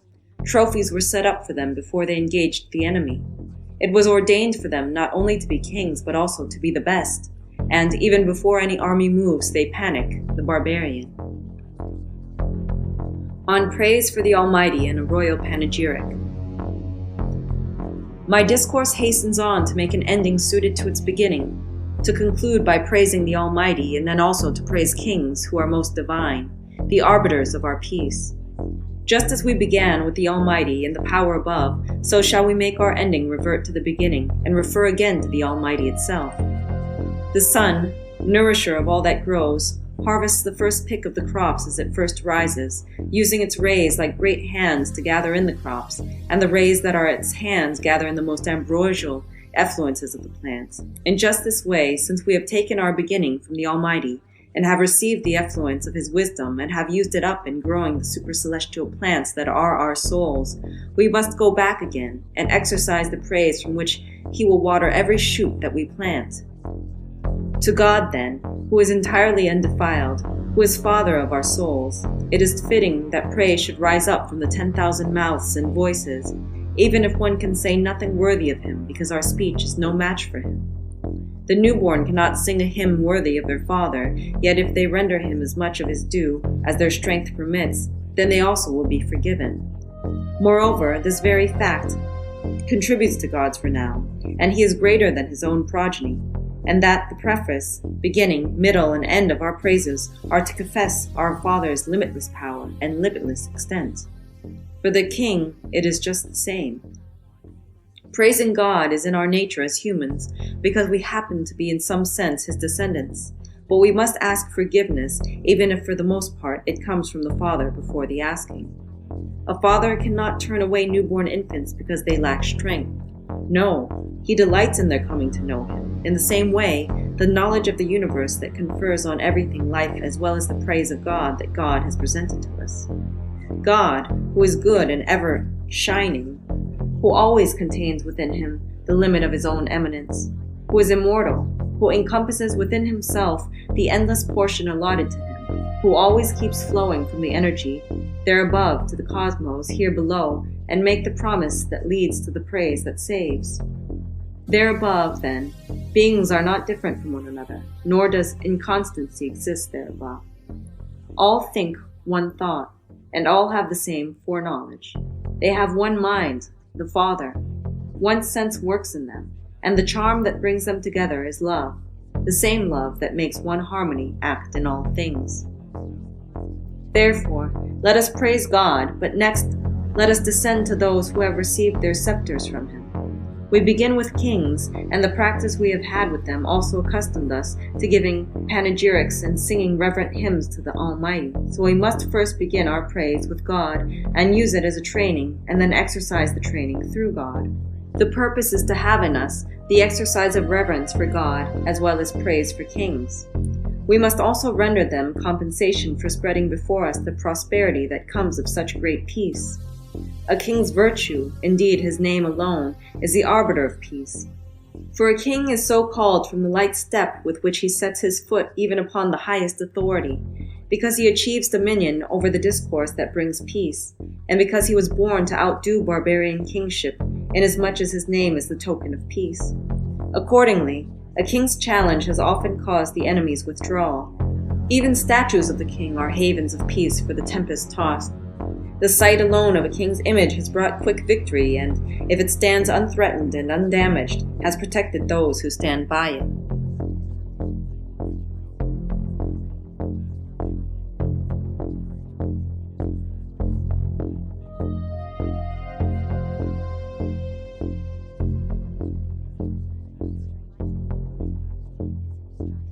That none of the things that are is destroyed, and they are mistaken who say that changes are deaths and destructions. Now, my son, we must speak about soul and body, and say in what way the soul is immortal and whence comes the energy that composes and dissolves the body. Death actually has nothing to do with this. Death is a notion that arises from the term immortal. Either it is an empty usage, or through the loss of the first syllable, immortal is taken to mean mortal. Death has to do with destruction, yet none of the things in the cosmos is destroyed. If the cosmos is a second God and an immortal living thing, it is impossible for any part of this immortal living thing to die. All things in the cosmos are parts of the cosmos, but especially mankind, the living thing that reasons. God is in reality the first of all entities, eternal, unbegotten, craftsman of the whole of existence. But by his agency, a second God came to be in his image, and by him this second God is sustained, nurtured, and immortalized, as from an eternal Father, ever-living because he is immortal. In fact, the ever-living differs from the eternal. God did not come to be by any other's agency, and if he came to be, it was by his own agency. He never came to be, however. He comes to be always. This is the eternal being through whom the universe is eternal, the Father who is eternal because he exists through himself. But the cosmos became ever-living and immortal from an eternal Father. And the Father took the matter that he desired to set aside and made it all into the spherical form, with body and bulk. The matter that he invested with his spherical quality is immortal, and its materiality is eternal. Further, the Father implanted in the sphere the qualities of forms, shutting them up as in a cave. He wanted to adorn what comes after him with every quality, to surround the whole body with immortality so that even matter, tending to separate from the composition of this body, would not dissolve into its typical disorder. When matter was without body, my child, it was without order. Especially here below, matter has the disorder confined to the other lesser things that have qualities, the property of increase and decrease that humans call death. But this disorder arises among things that live on earth. The bodies of heavenly beings have a single order that they got from the Father in the beginning. and this order is kept undissolved by the recurrence of each of them. The recurrence of earthly bodies, by contrast, is the dissolution of their composition, and this dissolution causes them to recur as undissolved bodies, immortal, in other words. Thus arises a loss of awareness, but not a destruction of bodies. According to the Father's will, and unlike other living things on earth, mankind, the third living thing, came to be in the image of the cosmos, possessing mind as well as a relation not only of sympathy with the second God, but also of thought with the first God. For they have perception of the former God as of a body, but they take thought of the latter as of a mind without body, as of the good. Does this living thing not perish then? Hold your tongue, my child, and understand what God is, what the cosmos is, what an immortal living thing is, what a dissoluble living thing is. And understand that the cosmos was made by God and is in God, but that mankind was made by the cosmos and is in the cosmos. Understand that God begins, contains, and composes all things. Book 5. A Discourse of Hermes to Tat, his son, that God is invisible and entirely visible. This discourse I shall also deliver to you in full, O Tat, lest you go uninitiated in the mysteries of the God who is greater than any name. You must understand how something that seems invisible to the multitude will become entirely visible to you. Actually, if it were not invisible, it would not always be. Everything seen has been begotten because at some point it came to be seen. But the invisible always is, and because it always is, it does not need to come to be seen. Also, while remaining invisible because it always is, it makes all other things visible. The very entity that makes visibility does not make itself visible. What begets is not itself begotten. What presents images of everything is not present to the imagination. For there is imagination only of things begotten. Coming to be is nothing but imagination. Clearly, the one who alone is unbegotten is also unimagined and invisible. But in presenting images of all things, he is seen through all of them and in all of them. He is seen especially by those whom he wished to see him. You then, Tat, my child, pray first to the Lord, the Father, the Only, who is not one but from whom the One comes. Ask him the grace to enable you to understand so great a God, to permit even one ray of his to illuminate your thinking. Only understanding, because it, too, is invisible, sees the invisible, and if you have the strength, Tat, your mind's eye will see it. For the Lord, who is ungrudging, is seen through the entire cosmos. Can you see understanding and hold it in your hands? Can you have a vision of the image of God? If what is in you is also invisible to you, how will God reveal his inner self to you through the eyes? If you want to see God, consider the sun, consider the circuit of the moon, consider the order of the stars. Who keeps this order? For every order is bounded in number and in place. The sun, the greatest God of those in heaven, to whom all heavenly gods submit as to a king and ruler, this sun, so very great, larger than earth and sea, allows stars smaller than him to circle above him. To whom does he defer, my child? Whom does he fear? Does not each of these stars in heaven make the same circuit or a similar one?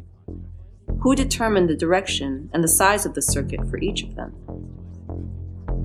Who owns this instrument, this bear, the one that turns around itself and carries the whole cosmos with it? Who sets limits to the sea? Who settled the earth in place? There is someone, Tat, who is maker and master of all this. Without someone to make them, neither place nor number nor measure could have been maintained. Everything that is in order has been made, only something placeless and measureless cannot be made. But even this does not lack a master, my child. Even if the unordered is deficient, that is, in that it does not retain the character of order, it is still subject to a master who has not yet imposed order on it.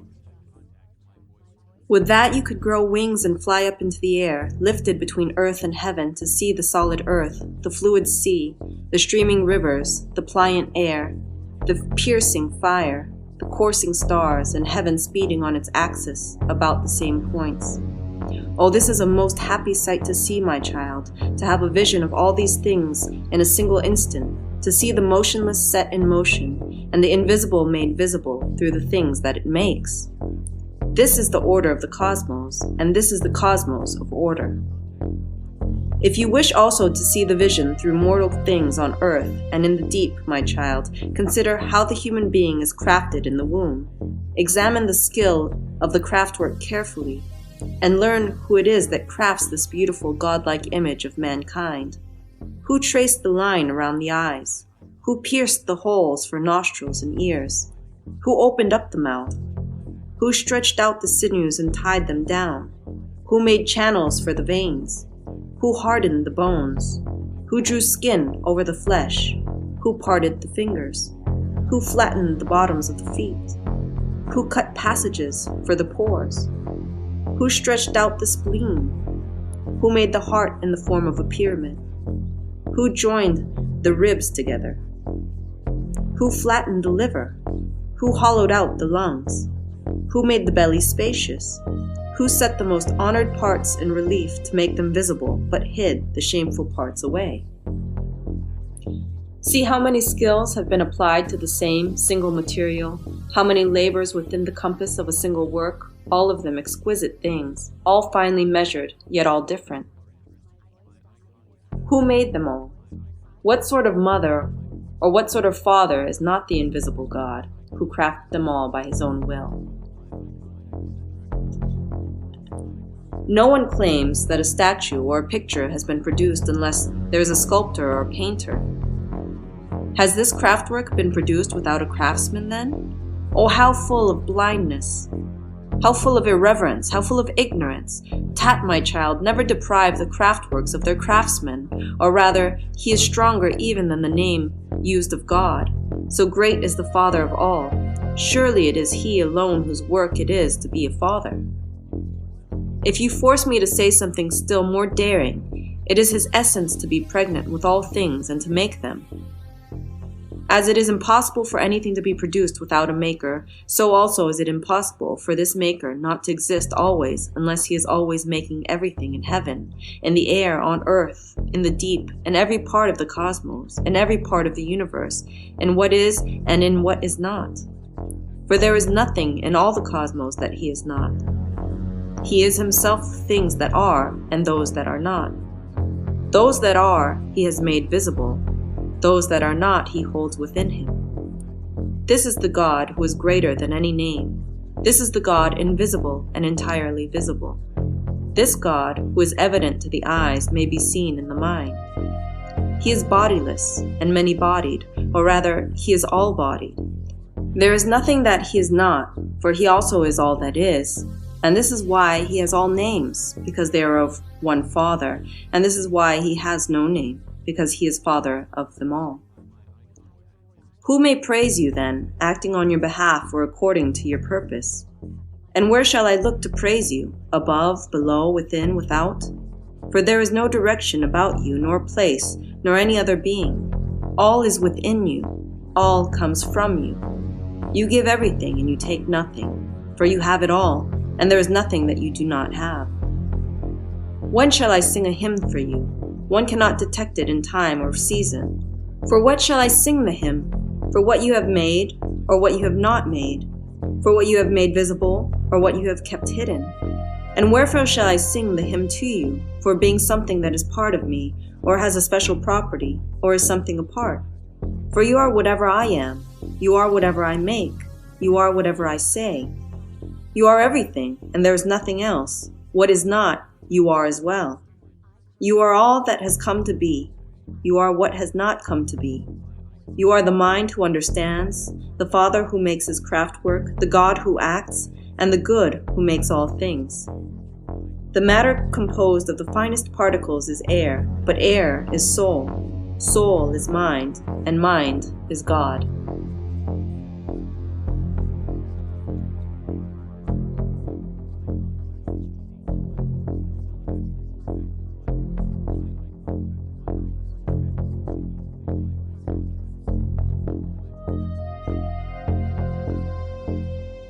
Discourse of Hermes Trismegistus, the key. Yesterday's discourse, Asclepius, I entrusted to you.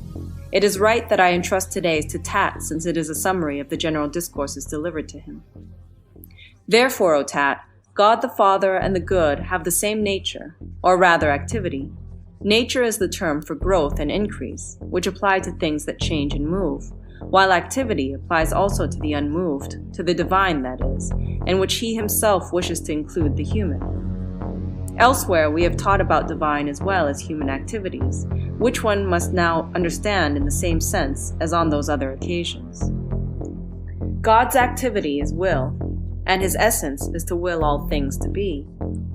For what are God the Father and the good but the being of all things, and of things that are no longer, at least the very substance of their existence? This is God, this is the Father, this is the good, to whom nothing else belongs. For the cosmos, as also the sun, is itself the father of things that exist by participation, but for living things it is not also, equally with God, the cause of the good, nor of life. But if it is the cause, it is in any event entirely constrained by the good will, without which nothing can be or come to be. The Father, receiving the appetite for the good by way of the Son, causes the begetting and rearing of his children, for the good is the principle of making. But the good can come to be in none other than him alone who receives nothing, but wills all things to be. I will not say who makes, Tat, for much of the time one who makes is wanting both in quality and quantity, in that sometimes he makes and sometimes not. Now he makes this kind and this many, now the opposite. But God the Father is the good in that he wills all things to be. So it is then, for one who can see. For God also wishes this seeing to happen, and it happens for him too and chiefly, and all else happens because of it. For being recognized is characteristic of the good. This is the good, Tat. You have filled us with a vision, Father, which is good and very beautiful, and my mind's eye is almost blinded in such a vision. Yes, but the vision of the good is not like the ray of the sun, which because of its fiery, dazzles the eyes with light and makes them shut. On the contrary, it illuminates to the extent that one capable of receiving the influence of intellectual splendor can receive it. It probes more sharply, but it does no harm, and it is full of all immortality. Those able to drink somewhat more deeply of the vision often fall asleep, moving out of the body towards a sight most fair, just as it happened to Ouranos and Kronos, our ancestors. Would that we too could see it, Father. Indeed, my child, would that we could. But we are still too weak now for this sight. We are not yet strong enough to open our mind's eyes and look on the incorruptible, incomprehensible beauty of that good. In the moment when you have nothing to say about it, you will see it, for the knowledge of it is divine silence and suppression of all the senses. One who has understood it can understand nothing else, nor can one who has looked on it look on anything else or hear anything else, nor can he move his body in any way. He stays still, all bodily senses and motions forgotten. Having illuminated all his mind, this beauty kindles his soul, and by means of body draws it upward, and beauty changes his whole person into essence. For when soul has looked on the beauty of the good, my child, it cannot be deified while in a human body. Deification, Father, what do you mean? The changes that belong to any separated soul, my son. What do you mean by separated? In the general discourses, did you not hear that all the souls whirled about in all the cosmos, portioned out as it were, come from the one soul of the all? Many are the changes of these souls then, some towards a happier lot, others the opposite. The snake-like change into water creatures, the watery change into things of dry land, the dry land souls change into winged things, the aerial into humans, and human beings changing into demons possess the beginning of immortality. And so then, they enter the troop of gods, which is really two troops, one wandering, the other fixed. And this is soul's most perfect glory. But if a soul that has entered into human remains vicious, it neither tastes immortality nor shares in the good, but turns back and rushes down the road toward the snakes. And this is the sentence pronounced against the vicious soul. The vice of soul is ignorance. For the soul, when it is blind and discerns none of the things that are, nor their nature, nor their good, is shaken by the bodily passions, and the wretched thing becomes, in ignorance of itself, a slave to vile and monstrous bodies, bearing the body like a burden, not ruling, but being ruled. This is the vice of soul. The virtue of soul, by contrast, is knowledge. For one who knows is good and reverent and already divine. Who is this person, Father?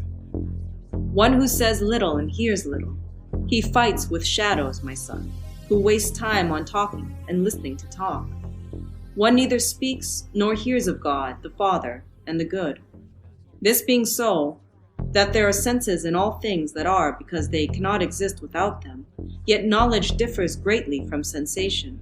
For sensation comes when the object prevails, while knowledge is the goal of learning, and learning is a gift from God. For all learning is incorporeal, using as instrument the mind itself, as mind uses body. Both enter into body, then the mental and the material. For everything must be the product of opposition and contrariety, and it cannot be otherwise. Who is this material God, then? The cosmos, which is beautiful but not good. For it is material and easily affected, and of all those things that feel, affect is foremost, but among the things that are, it is secondary and incomplete in itself. Once it has come to be, it exists forever, but it exists in becoming and comes to be forever, as the becoming of qualities and quantities. For it is subject to movement, and every motion of matter is becoming. The immobility of mind initiates the motion of matter in this way. Since the cosmos is a sphere, a head that is, and since there is nothing material above the head just as there is nothing mind below the feet, where all is matter, and since mind is a head which is moved spherically, in the matter of a head that is, things joined to the membrane of this head, in which is the soul, are by nature immortal, as if they have more soul than body, because body has been made in soul. Things far away from the membrane, however, are mortal, because they have more body than soul. Thus, every living being, and likewise the universe, has been constituted of the material and the mental. And the cosmos is first, but after the cosmos, the second living thing is the human, who is first of mortal beings and, like other living things, has ensoulment. Moreover, the human is not only not good, but because he is mortal, he is evil as well. For the cosmos is not good because it moves, yet because it is immortal, it is not evil. But the human, because he moves and is mortal, is evil. A human soul is carried in this way. The mind is in the reason is in the soul is in the spirit. The spirit, passing through veins and arteries and blood, moves the living thing, and in a manner of speaking, bears it up. Some hold, therefore, that the soul is blood, mistaking its nature, and not seeing that the spirit must first be withdrawn into the soul, and then, when the blood thickens and the veins and arteries are emptied, this destroys the living thing, and this is the death of the body. All things depend from one beginning, but the beginning depends from the one and only, and the beginning moves so that it can again become a beginning. Only the one, however, stands still and does not move. There are these three, then, God the Father and the good, the cosmos, and the human.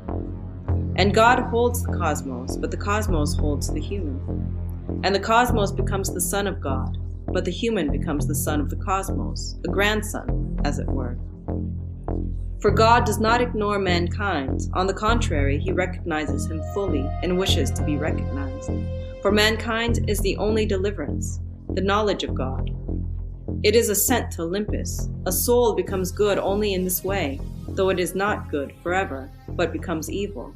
By necessity it becomes so. What do you mean, O Trismegistus? Envision the soul of a child, my son, which has not yet accepted its separation from itself. Its body has not yet attained its full bulk, of which it has only a little as yet.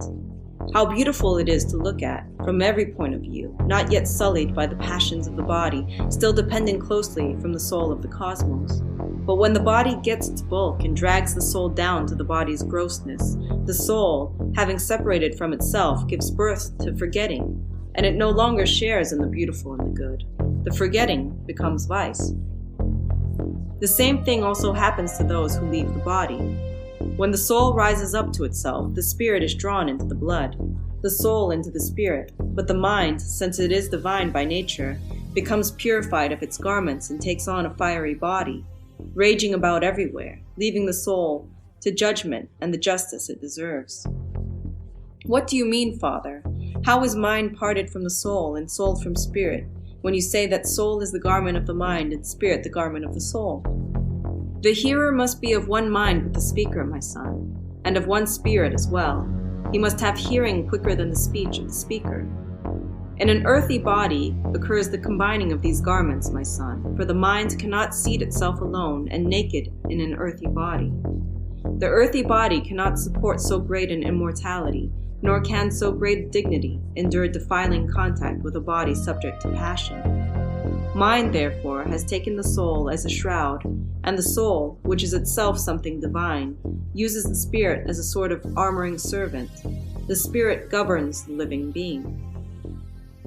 Then, when the mind has got free of the earthy body, it immediately puts on its own tunic, a tunic of fire, in which it could not stay when in the earthy body. For earth cannot bear fire. The whole thing burns even from a little spark. This is why water has spread all around the earth, guarding like a fence or a wall against the burning of the fire. Mind, which is the most penetrating of all the divine thoughts, has for its body fire, the most penetrating of all the elements. And since mind is the craftsman of all being, it uses fire as an instrument in its craftswork. The mind of all is the craftsman of all beings. The human mind is the craftsman only of all things that exist on earth. Since it is stripped of fire, the mind in humans is powerless to craft divine things because it is human in its habitation. The human soul, not every soul that is, but only the reverent, is in a sense demonic and divine. Such a soul becomes holy mind after getting free of the body and fighting the fight of reverence. Knowing the divine and doing wrong to no person is the fight of reverence. The irreverent soul, however, stays in its own essence, punishing itself, seeking an earthy body to enter, a human body to be sure. For no other body contains a human soul. It is not allowed for a human soul to fall down into a body of an unreasoning animal. This is God's law, to protect the human soul against such an outrage. How then, Father, is a human soul punished?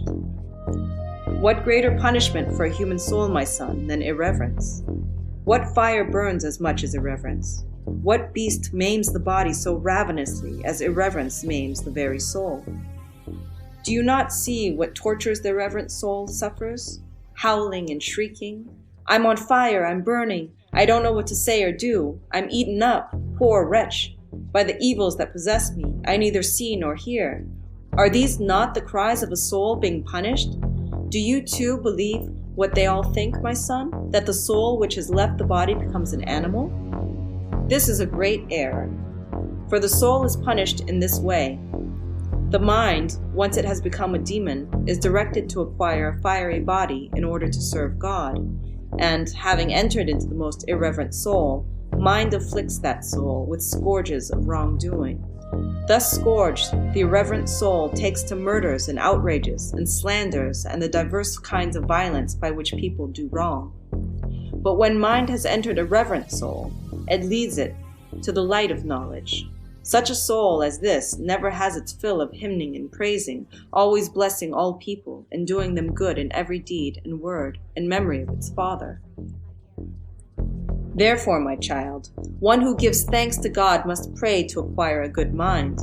The soul can then pass over into something greater, but not into any lesser thing. There is a community of souls. The souls of the gods commune with souls of humans, those of humans with souls of unreasoning things. The greater take charge of the lesser, gods of all of them. For he is greater than all of them, and all are less than he. Thus the cosmos is subject to God, mankind to the cosmos, and unreasoning things to mankind. God stands above all things and watches over them.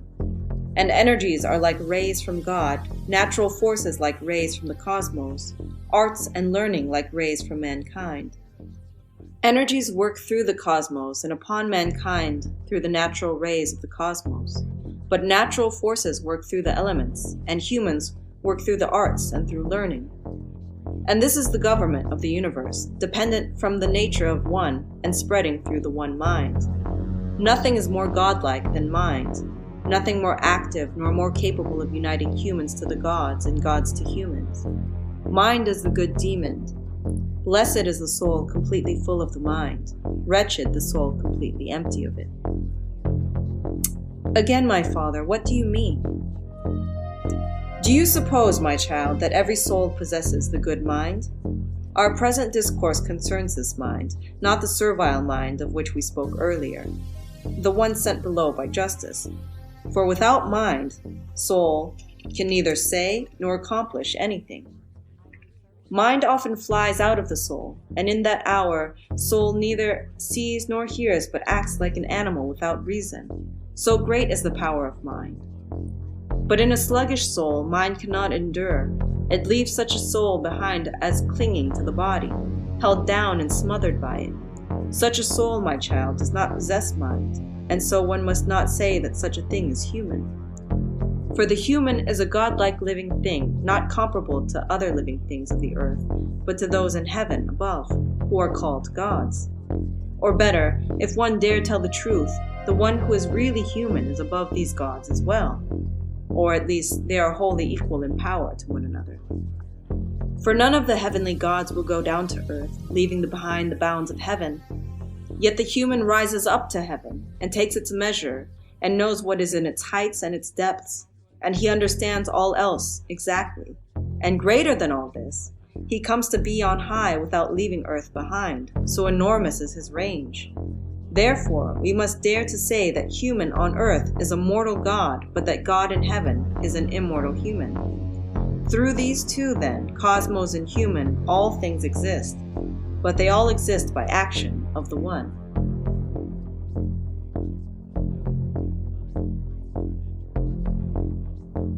Mind to Hermes. Since people have said many contradictory things of all sorts about the universe and God, I have not learned the truth. Make the truth plain to me, Master. It is you alone on whom I may depend to reveal it. Mark my words then, Hermes Trismegistus, and remember what I say. I will not hesitate to speak what occurs to me. Hear how it is with God and the universe, my child. God, eternity, cosmos, time, becoming. God makes eternity. Eternity makes the cosmos make time. Time makes becoming. The essence, so to speak, of God is the good, the beautiful, happiness, wisdom. The essence of eternity is identity. Of the cosmos, order. Of time, change. Of becoming, life and death. But the energy of God is mind and soul. The energy of eternity is permanence and immortality. Of the cosmos, recurrence and counter-recurrence. Of time, increase and decrease. Of becoming, quality and quantity. Eternity, therefore, is in God, the cosmos in eternity, time in the cosmos, and becoming in time. And while eternity has stood still in God's presence, the cosmos moves in eternity, time passes in the cosmos, but becoming comes to be in time. The source of all things is God. Eternity is their essence. The cosmos is their matter. Eternity is the power of God, and the cosmos is eternity's work. But the cosmos has never come into being. It comes to be forever from eternity. Therefore, nothing in the cosmos will ever be corrupted, for eternity is incorruptible, nor will it pass away since eternity encloses the cosmos. But the wisdom of God, what is it? The good and the beautiful, and happiness and all excellence and eternity. Eternity establishes an order, putting immortality and permanence into matter. The becoming of that matter depends from eternity, just as eternity depends from God. Becoming and time, whose natures are twofold, exist in heaven and on earth. In heaven they are changeless and incorruptible, but on earth they change and become corrupt. And God is the soul of eternity. Eternity is the soul of the cosmos. Heaven is the soul of earth. God is in mind, but mind is in soul, and soul is in matter. Yet all these exist through eternity. Inwardly, a soul full of mind and God fills this universal body in which all bodies exist, but outwardly, soul surrounds the universe and brings it to life. Outwardly, the universe is this great and perfect living thing, the cosmos. Inwardly, it is all living things. Above in heaven, soul persists in its identity, but on earth below it changes what it comes to be. Eternity holds all this together, either through necessity or providence, or nature, or whatever else anyone believes or will believe. This universe is God producing his energy, but God's energy is an unsuperable power, not comparable to anything human or divine. Therefore, Hermes, you should not suppose that anything below or anything above is like God, since you would stray from the truth. Nothing is like the unlike, the one and the only, nor should you suppose that God gives up his power to anyone else. Besides him, is there any maker of life and immortality and change? What else might he do but make? God is not idle, else everything would be idle, for each and everything is full of God. Nowhere in the cosmos nor in any other living thing is there idleness. Said of the one who makes or of the one who comes into being, idleness is an empty word. Everything must come to be, always and according to the inclination of place. The one who makes exists in all things, not firmly fixed or making in any particular thing, but making all things. Because he is an energetic power, his autonomy does not come from the things that come to be. Those that come to be exist by his agency. Through me, look out on the cosmos set before your gaze and observe its beauty carefully. A body undefiled, than which nothing is more ancient, always in its prime and young, and yet even more in its prime. And see the 7 worlds spread out below, marshaled in eternal order, each completing eternity in a different circuit. See how everything is full of light, yet nowhere is there fire? The attracting and combining among things contrary and unlike became light shining down from the energy of the God who is Father of all good, ruler and commander of the whole order of the 7 worlds. Coursing ahead of them, all is the moon, nature's instrument, transforming the matter below, and in the midst of the universe is the earth, the nurse who feeds terrestrial creatures, settled in the beautiful cosmos like sediment. Look at the multitude, how great it is, of immortal living beings and of the mortal, and in between the two, the immortal and the mortal, the circling moon.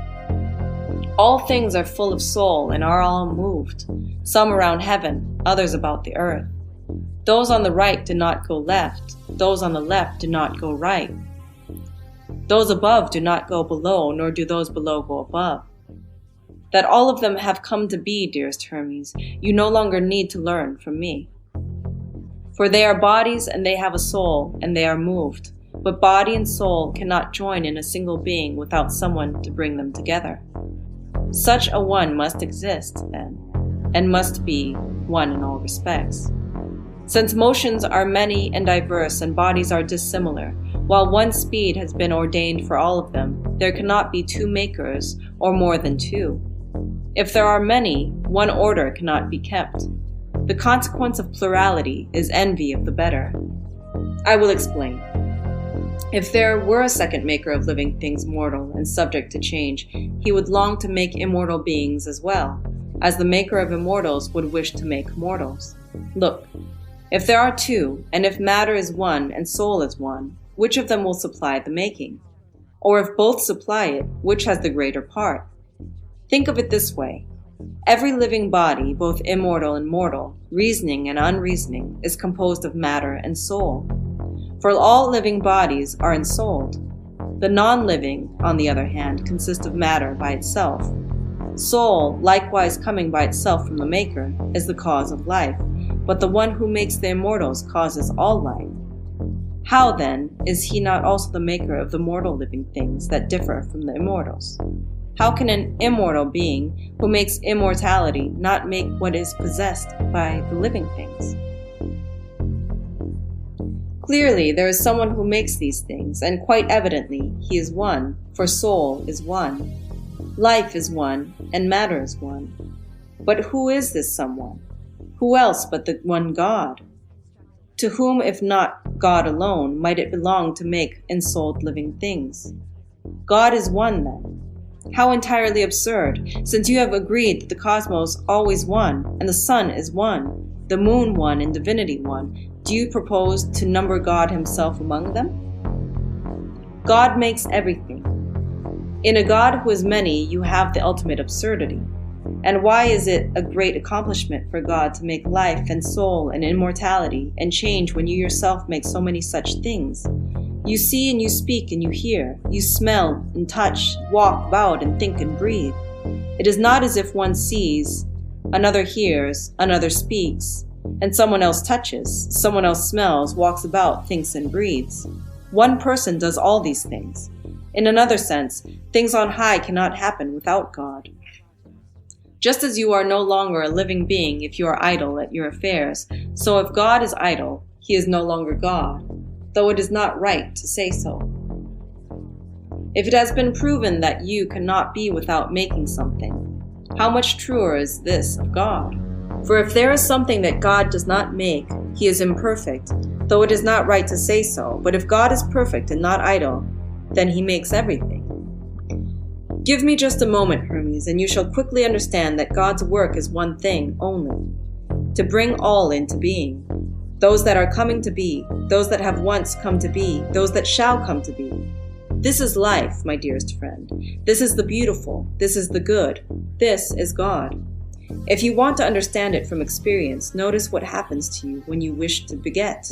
It is not like the work of God. God takes no pleasure in his work, nor does he have assistance in it. Working alone, he is in his work eternally, since he is what he makes. If they were parted from it, all things would collapse. Of necessity, all would die, since there would be no life. But if all are alive and life is also one, then God too is one. Again, if all things are alive, those in heaven and also those on earth, and if life is one for all of them, it comes to be by God's agency, and it is God. All things come to be by the agency of God, then, and life is the union of mind and soul. Eternity, therefore, is an image of God. The cosmos is an image of eternity, and the sun is an image of the cosmos. The human is an image of the sun. Death is not the destruction of things that have been combined, but the dissolution of their union. They say that change is death because the body is dissolved and life passes on to the unseen. Hear me devoutly, my dearest Hermes, when I say that the cosmos and the things said to be dissolved in this manner are changed because each day a part of the cosmos becomes unseen. But they are by no means dissolved. These are the passions of the cosmos, swirlings and concealments. The swirlings is a return and the concealment a renewal. The cosmos is omniform. It does not have forms inserted in it, but changes them within itself. Since the cosmos came to be as omniform, who can have made it? Let us not call him formless. But if he too is omniform, he will be like the cosmos. What if he has one form? In this respect, he will be less than the cosmos. What do we say he is, then, so as not to bring our discourse to an impasse? For there can be no impasse in our understanding of God. Therefore, if he has any structure to him, it is of one structure, incorporeal, that does not yield to appearances. And he reveals all structures through bodies. Do not be surprised at the notion of an incorporeal structure, for it is like the structure of a word.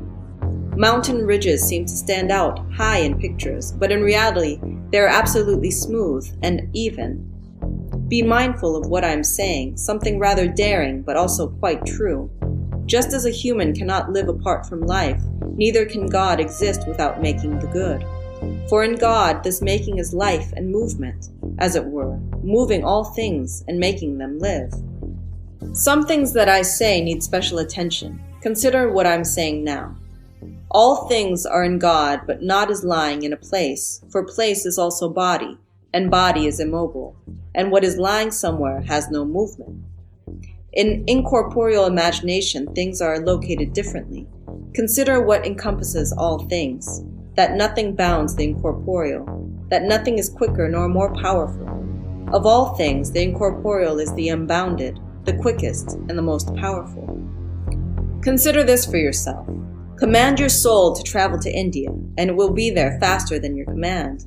Command it to cross over to the ocean, and again it will quickly be there, not as having passed from place to place, but simply as being there. Command it even to fly up to heaven, and it will not lack wings. Nothing will hinder it, not the fire of the sun, nor the ether, nor the swirl, nor the bodies of the other stars. Cutting through them all, it will fly to the utmost body. But if you wish to break through the universe itself and look upon the things outside, if indeed there is anything outside the cosmos, it is within your power. See what power you have, what quickness. If you can do these things, can God not do them? So you must think of God in this way, as having everything, the cosmos, himself, the universe, like thoughts within himself. Thus, unless you make yourself equal to God, you cannot understand God. Like is understood by like. Make yourself grow to immeasurable immensity, outleap all body, outstrip all time, become eternity, and you will understand God. Having conceived that nothing is impossible to you, consider yourself immortal and able to understand everything. All art, all learning, the temper of every living thing. Go higher than every height and lower than every depth. Collect in yourself all the sensations of what has been made, of fire and water, dry and wet. To be everywhere at once, on land and sea, in heaven. Be not yet born, be in the womb, be young, old, dead, beyond dead. And when you have understood all these at once, times, places, things, qualities, quantities, then you can understand God. But if you shut your soul up in the body and abase it and say, I understand nothing, I can do nothing, I fear the sea, I cannot go up to heaven, I do not know what I was, I do not know what I will be, then what have you to do with God? While you are evil and a lover of the body, you can understand none of the things that are beautiful and good. To be ignorant of the divine is the ultimate vice, but to be able to know, to will, and to hope is the straight and easy way leading to the good. As you journey, the good will meet you everywhere and will be seen everywhere, where and when you least expect it. As you lie awake, as you fall asleep, sailing or walking, by night or by day, you speak or keep silent, for there is nothing that is not. And do you say, God is unseen? Hold your tongue. Who is more visible than God? This is why he made all things, so that through them all you might look on him. This is the goodness of God. This is his excellence, that he is visible through all things. For nothing is unseen, not even among the incorporeals. Mind is seen in the act of understanding. God is the act of making. Up to this point, O Trismegistus, these matters have been revealed to you. Consider all the rest in the same way, on your own, and you will not be deceived.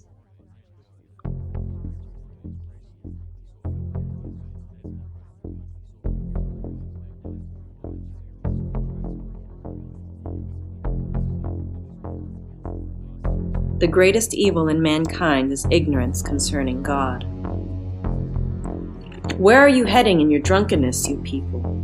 Have you swallowed the doctrine of ignorance undiluted, vomiting it up already because you cannot hold it? Stop and sober yourselves up. Look up with the eyes of the heart, if not all of you, at least those of you who have the power. The vice of ignorance floods the whole earth and utterly destroys the soul shut up in the body, preventing it from anchoring in the heavens of deliverance. Surely you will not sink in this great flood. Those of you who can will take the ebb and gain the heaven of deliverance and anchor there. Then seek a guide to take you by the hand and lead you to the portals of knowledge. There shines the light cleansed of darkness. There no one is drunk. All are sober and gaze with the heart toward one who wishes to be seen, who is neither heard nor spoken of, who is seen not with the eyes but with mind and heart. But first you must rip off the tunic that you wear, the garment of ignorance, the foundation of vice, the bonds of corruption, the dark cage, the living death, the sentient corpse, the portable tomb, the resident thief, the one who hates through what he loves and envies through what he hates. Such is the odious tunic you have put on. It strangles you and drags you down with it, so that you will not hate its viciousness.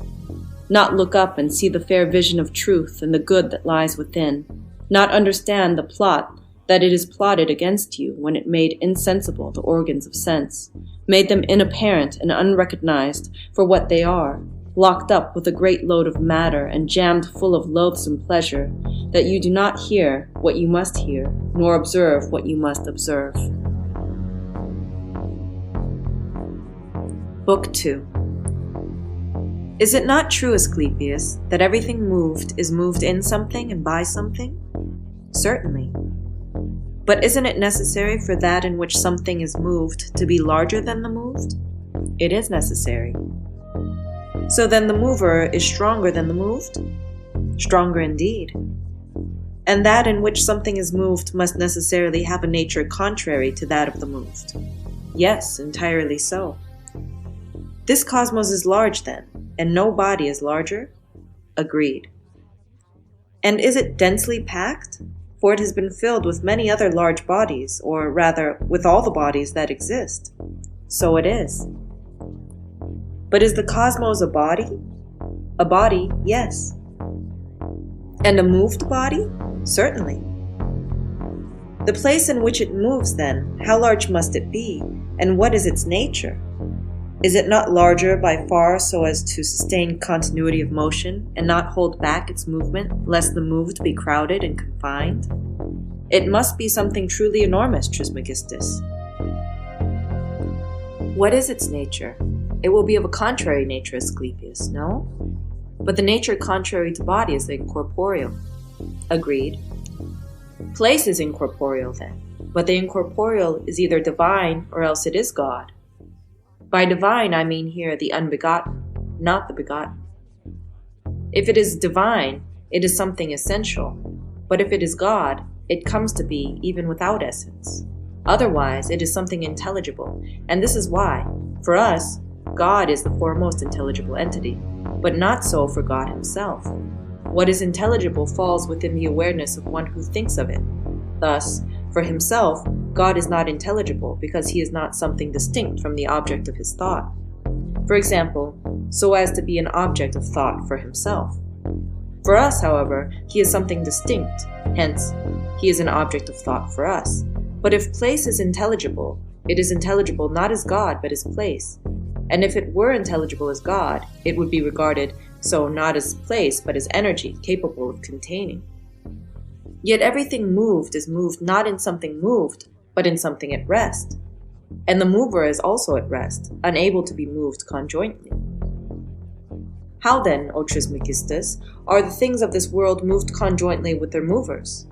You have said that the planetary spheres are moved by the spheres of the fixed. This motion, Asclepius, is not conjoint but opposed, for the spheres are not moved in the same way. They move contrary to one another, and the contrariety keeps the motion balanced through opposition. Resistance is the stilling of motion. Since the planetary spheres are moved contrarily to the fixed, by a contrary encounter with them, they are moved because of their balance in relation to the contrariety itself. It cannot be otherwise. For example, those bears that you see neither setting nor rising, but turning about the same point, do you think they are moved or at rest? They are moved, Trismegistus. What sort of motion, Asclepius? Motion revolving about the same points. Revolution is the same thing as motion about the same point that is held in place by immobility. Going round it prevents going beyond it, but when the going beyond is prevented, there is resistance to the going around, and thus the contrary motion remains constant, stabilized by the contrariety. I will give you an example here on earth, one that your eyes can see. As they swim, observe mortal things, those like a human, I mean. When the water rushes by, the resistance of feet and hands becomes an immobility so that the person is not swept downstream with the water.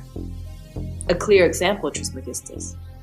Thus, all motion is moved in immobility and by immobility.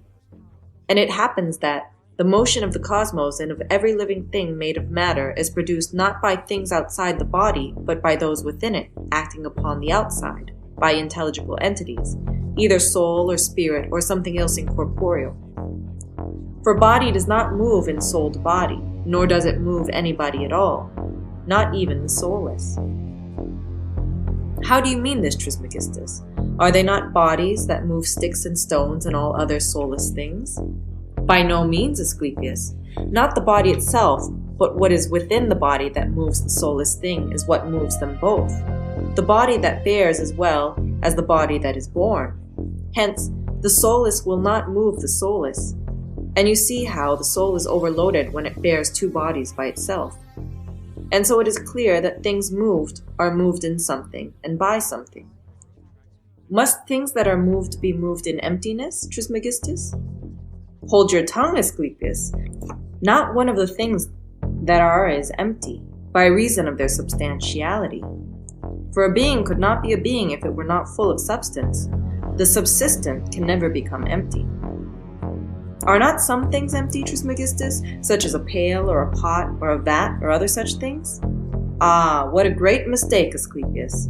Would you consider empty the things that are entirely and completely full? What do you mean, Trismegistus? Air is body, no? Yes, it is a body. But does not this body pervade everything that exists and fill them all by pervading them? And a body is a mixture constituted of the four elements, is it not? So all those things that you call empty are full of air. But if they are full of air, they are also full of the four bodies, and so it turns out that a contrary account comes to light, that the things you call full are all empty of air, since they are crowded with these other bodies that have no place to take in the air. Therefore, the things you call empty must be named hollow rather than empty, for in their substance they are full of air and spirit. Your reasoning is irrefutable, Trismegistus. So what have we said of the place in which the universe is moved? That it is incorporeal, Asclepius. What is the incorporeal then? Mind is a whole, wholly enclosing itself, free of all body, unerring, unaffected, untouched, at rest in itself, capable of containing all things and preserving all that exists, and its rays, as it were, are the good, and the truth, the archetype of spirit, and the archetype of soul. What then is God? God is what does not subsist as any of these, since he is the cause of their being, for all of them and for each and every one of them that exists. And he has left nothing else remaining that is not being, for all things are those that come to be from things that are, not from those that are not. Things that are not do not have a nature that enables them to become. Their nature is such that they cannot come to be anything. Things that are, on the other hand, do not have a nature that prevents them from ever existing. What do you mean by what never exists? God is not mind, but he is the cause of mind's being. He is not spirit, but the cause of spirit's being, and he is not light, but the cause of light's being. Hence, one must show God reverence, with those two names assigned to him alone and to no other. Except God alone, none of the other beings called gods, nor any human, nor any demon can be good in any degree. That good is he alone, and none other. All others are incapable of containing the nature of the good, because they are a body and soul, and have no place that can contain the good. For the magnitude of the good is as great as the substance of all beings, corporeal and incorporeal, sensible and intelligible. This is good. This is God. You should not say that anything else is good, or you will speak profanely. Nor should you ever call God anything but the good, since this too would be profane. All use the word good in speaking, of course, but not all understand what it can mean. For this reason, God is not understood by all. In their ignorance, they apply the name good to the gods and to certain humans, even though these beings are never able to be good or to become so. The good is what is inalienable and inseparable from God, since it is God himself. All other immortal gods are given the name good as an honor, but God is the good by nature, not because of honor. God has one nature, the good. In God and the good together there is but one kind, from which all other kinds come. The good is what gives everything and receives nothing. God gives everything and receives nothing. Therefore, God is the good, and the good is God. God's other name is Father, because he is capable of making all things. Making is characteristic of a father. Prudent people therefore regard the making of children as a duty in life, to be taken most seriously and greatly revered, and should any human being pass away childless, they see it as the worst misfortune and irreverence. After death, such a person suffers retribution from demons. This is his punishment.